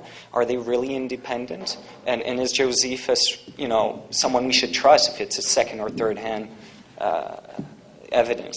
No, they really are independent. This was the point that I was making. There is literary dependence between Matthew and Luke and Mark. They probably knew Mark and independently wrote their Gospels using Mark. But there is independence between Matthew and Luke, and between Matthew, Mark, and Luke and John, and then between Paul and the evangelist. And so that's why I was very careful when I talked about multiple independent attestation, which is one of the most important criterion of historicity, to only use sources that are literarily independent. And that is important because when you have two early independent sources testifying to the same event, it's much less probable that these things were made up. It's much more probable it's credible. So what's significant is that in this pre-Pauline formula that's quoted in 1 Corinthians 15, you have an incredibly early source that goes back to within 5 years of the crucifixion. In the pre-Markan passion story of Jesus, you have an account that goes right back to the first decade after the events. And these are independent of each other and testify to some of these same events. And so this is what has convinced many historians that this is reliable. As for Josephus, right, he didn't have any first-hand contact with Jesus himself, but he was a first-century historian and is narrating events that happened within his generation. And that's really exceptional. I mean, when you look at the other sources for ancient history, for example, our sources for the life of Alexander the Great. The earliest sources for the life of Alexander are from Arrian and Plutarch, who wrote 400 years after Alexander's death, and yet they're largely regarded as reliable sources by Greco-Roman historians. Well, that's a question then of your openness to miracles and supernaturalism, not of the historical or literary quality of the sources. Well, the puzzle is that no one outside of Christian sources have attested to the resurrection of Jesus from the dead. How the disciples managed to contain their excitement over that 40-day period when Jesus was appearing to them is really remarkable. How did they manage to do that? When every other miracle attested in the New Testament has people broadcasting it, despite Jesus telling them, don't tell anyone.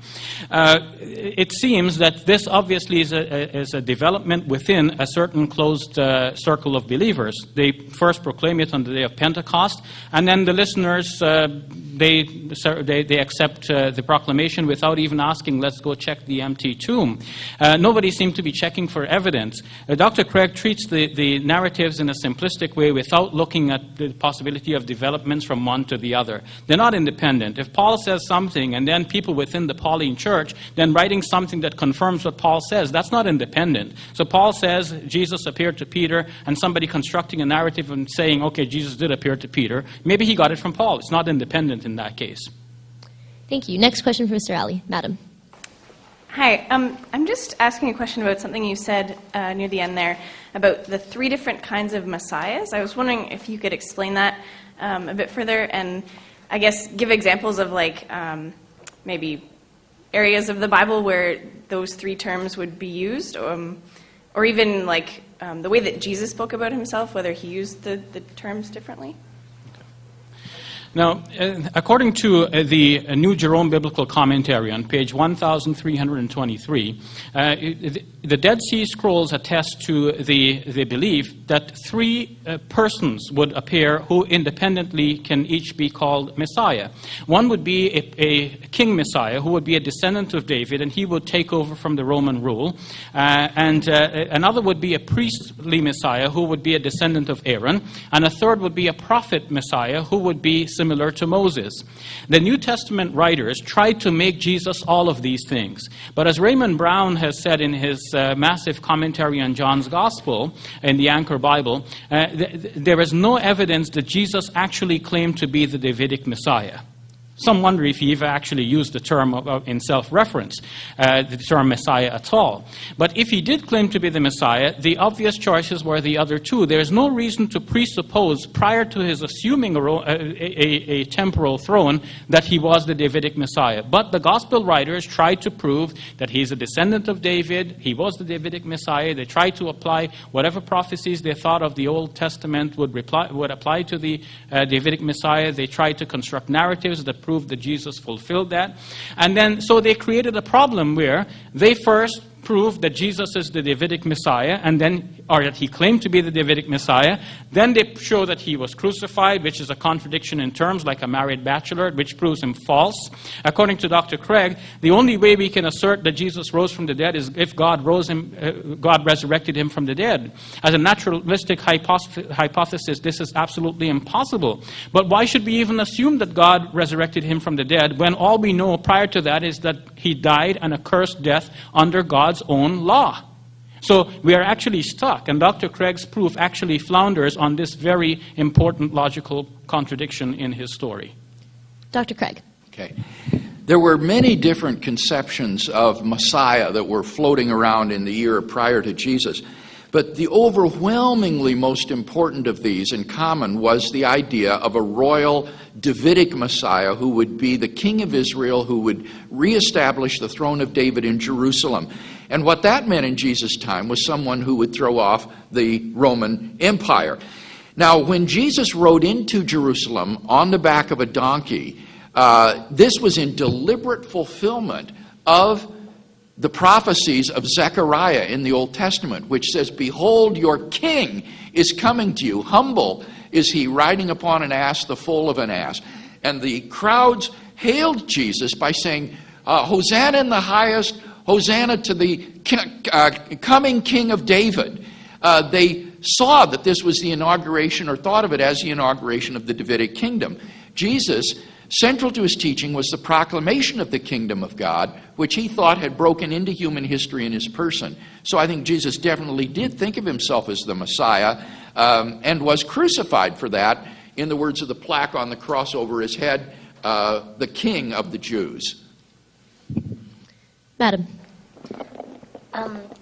Given that the Gospels were written and the Quran was written by people who believed in the resurrection and in the beliefs in the Quran, doctrines in the Quran, how reliable can the texts be, and where do they stand in comparison in their reliability, or to other historical texts? Yeah, this is the central question of New Testament studies today, because obviously these documents that were collected into the New Testament were written by Christian believers, so how do we know if they're historically accurate? And so scholars have developed a number of tests of authenticity for these texts, things like multiple independent attestation of a saying or event, dissimilarity, if the event is unlike antecedent Judaism and unlike subsequent Christianity, it's more likely to belong to the historical Jesus. Embarrassment, if a saying or event would be embarrassing or awkward for the movement that followed Jesus, then it's more likely to be historical. Coherence with the other established sayings of Jesus, the presence of Semitisms in the tradition that would indicate an Aramaic original. There's a whole host of these sorts of criteria that scholars use and apply to the narratives to try to sort out what is historical bedrock. And as I say, when you use these tests, you come up with at least these 5 facts that I've defended tonight as being part of the historical Jesus, not simply because the Bible tells me so, but because critical historians using these objective criteria are able to establish that these facts belong to the historical Jesus. Now, as I say, this is just being begun to be done with Muhammad. The Quran is not really a historical book. It doesn't have the life of Muhammad in it. So that really doesn't apply a whole lot there. What we want to know is, how do we know about Muhammad, what he really was like and said? And that exploration really is in its infancy, whereas the exploration of the life of Jesus now has been going on for the last 200 years and has yielded great fruit. Sorry, we're not going to be able to allow follow-up questions because of time constraints. I'm going to ask you to talk to Dr. Craig privately afterwards. Yeah, talk Sorry to about me that. afterwards. Mr. Ali. All right. Perhaps you can address the second part of her question. Well, the people have tried to show that the Quran contradicts itself, in which case it would not be the Word of God. And Dr. Craig has tried that tonight. But I think he misunderstands not the Arabic usage, but the logic of what was being said. If it is said in the Quran, peace be upon John the Baptist the day he dies, that's said in the future, but announced at the time of his birth, then obviously his birth will be sometime in the future. And if a similar thing is said about Jesus in his infancy, then obviously he's going to die in the future.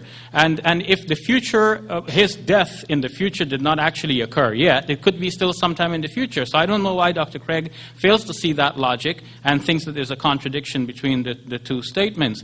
I think on the whole, though, the Quran's approach to this question of the crucifixion actually shows where the gaps in the logic are. Like Dr. Craig thinks of the facts as independent facts and does not see the connections between them. Like, for example, the discovery of the empty tomb. He fails to pay attention to the fact that the tomb wasn't guarded on the night following the entombment. So then the body could have gone missing that very night. Then what? Sir. Thank you. Hope this isn't a bad question. I'm going to be asking it, presuming that you do affirm that Jesus was assumed into heaven alive. And you used a certain argument in the debate to try to prove that. I'd like to pose 2 very quick questions. First, or the first is a challenge. On the assumption, you said that most people who were assumed were alive. In the case of Elijah, I can hand that seems very clear from Scripture. In the case of Enoch, we're not so sure. But what about the account of Moses? This was not in the Scriptures. It's Jewish oral tradition. It is recorded in the Scriptures in Jude because it's quoted from 1 Enoch. in this account, Michael and Satan argue over the body of Moses, but he's already dead, and they're trying to get him assumed or not assumed.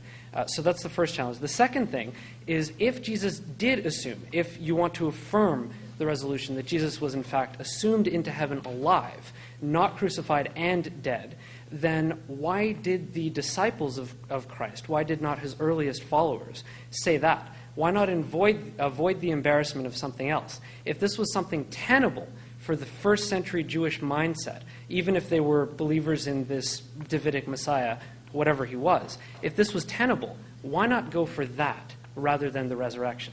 Thank you. Actually, my position is a minimalist one, in that I start with the Quran and I ask, what could the Quran allow for? And I say, okay, assumption seems to be a reasonable possibility here. But I'm not saying that I believe that Jesus was assumed into heaven in the way that, for example, Daniel Smith is describing in the way he believes. I'm saying that this is a possibility.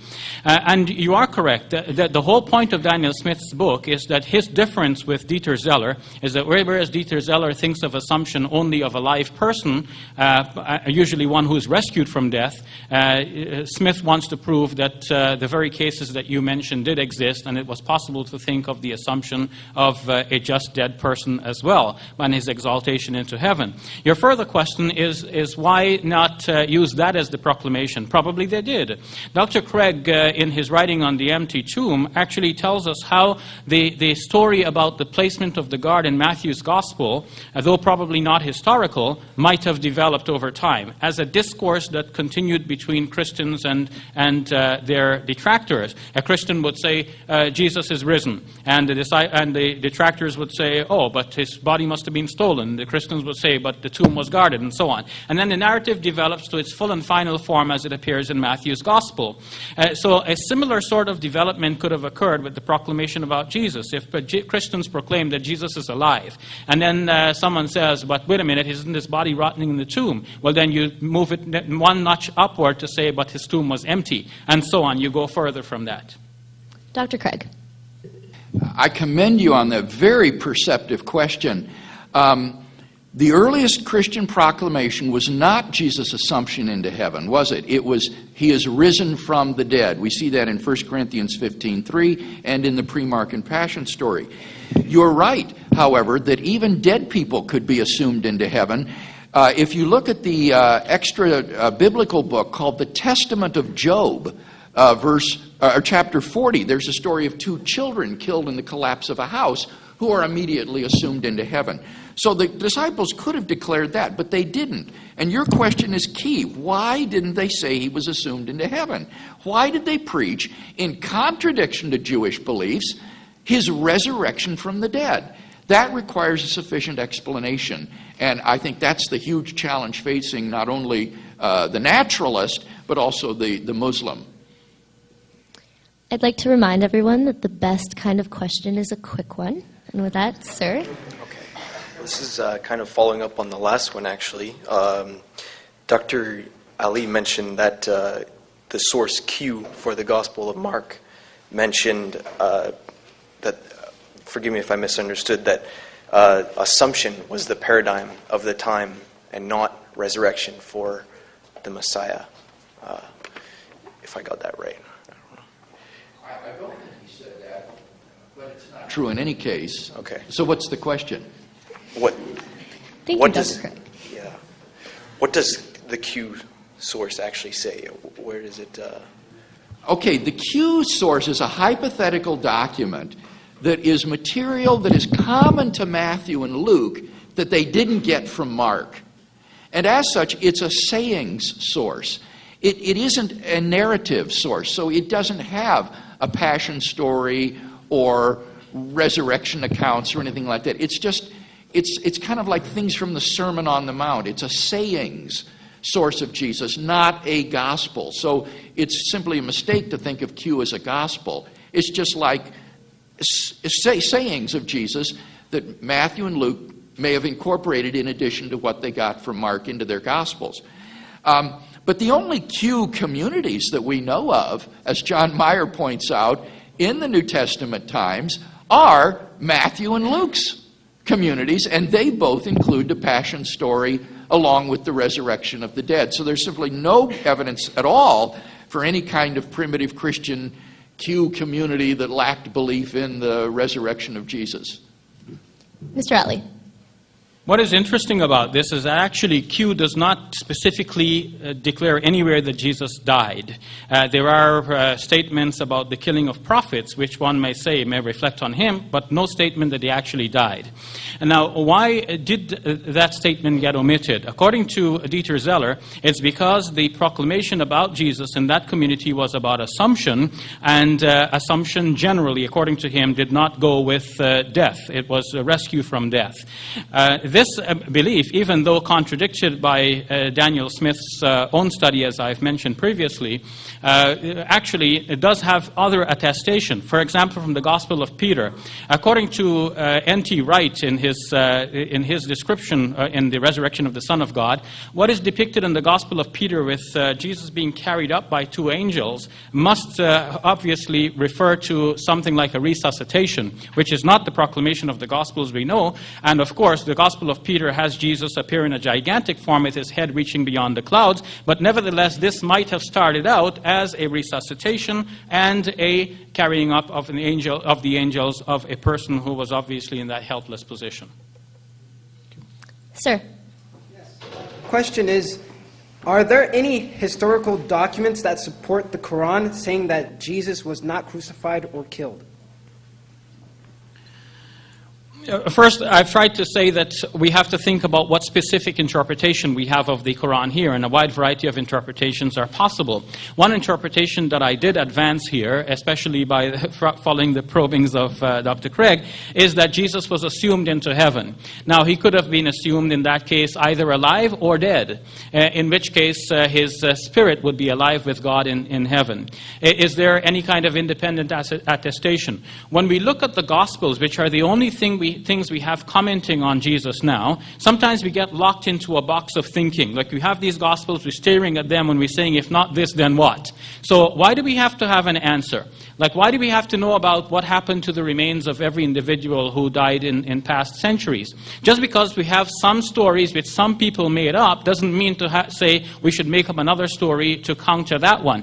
But does the Quran say something that actually might be validated by some of our independent studies? And I've shown yes, because when we look at the fact of how people died and were buried, if Jesus was actually taken down from the cross and buried as a common criminal in a shallow grave, then definitely his remains are done for, and nobody says that he resurrected. If somebody wanted to say that he resurrected from the dead, he could have come bursting out of the tomb, out of the grave. But that's not what happened.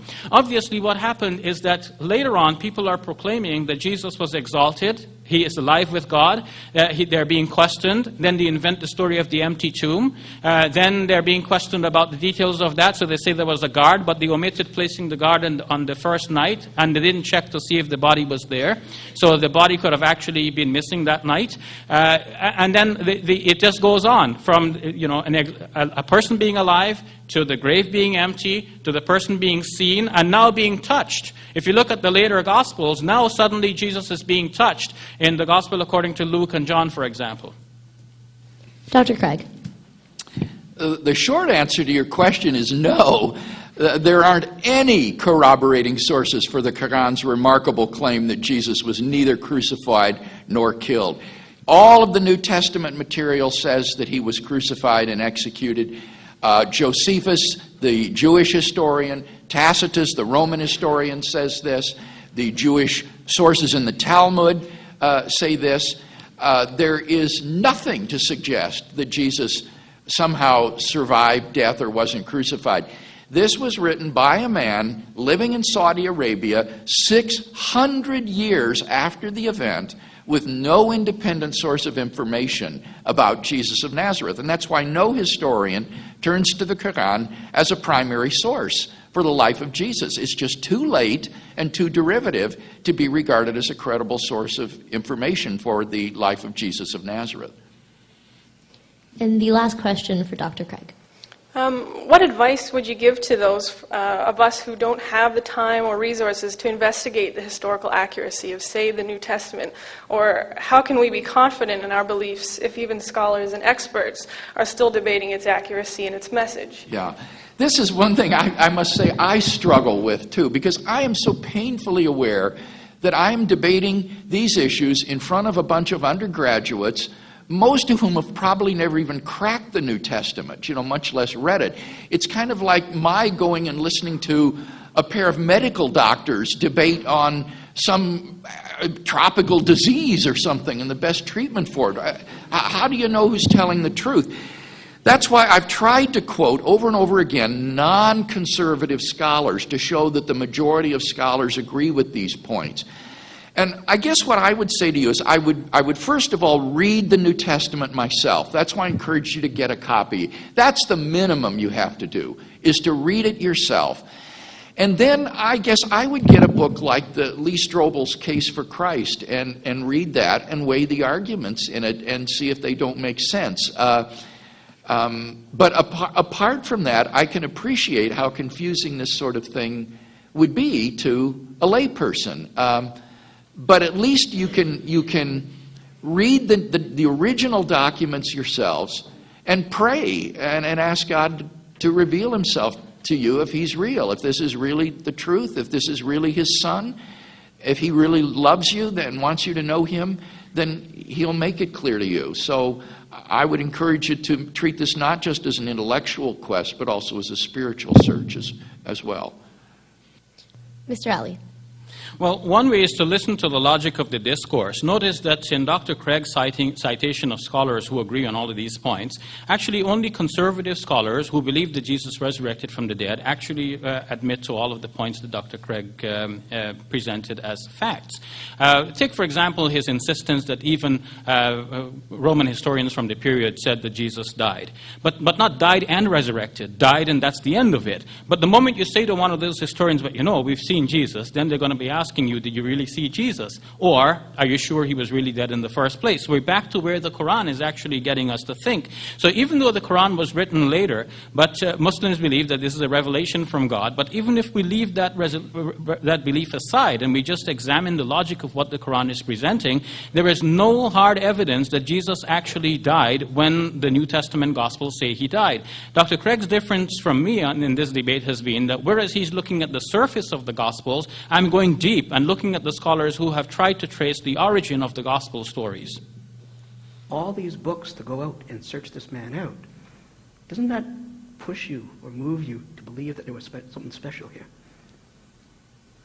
Yes, I believe that Jesus was someone special and that his whole life demonstrated that he was a special person, a man of God, a prophet, God's Messiah, one who should be believed in and followed.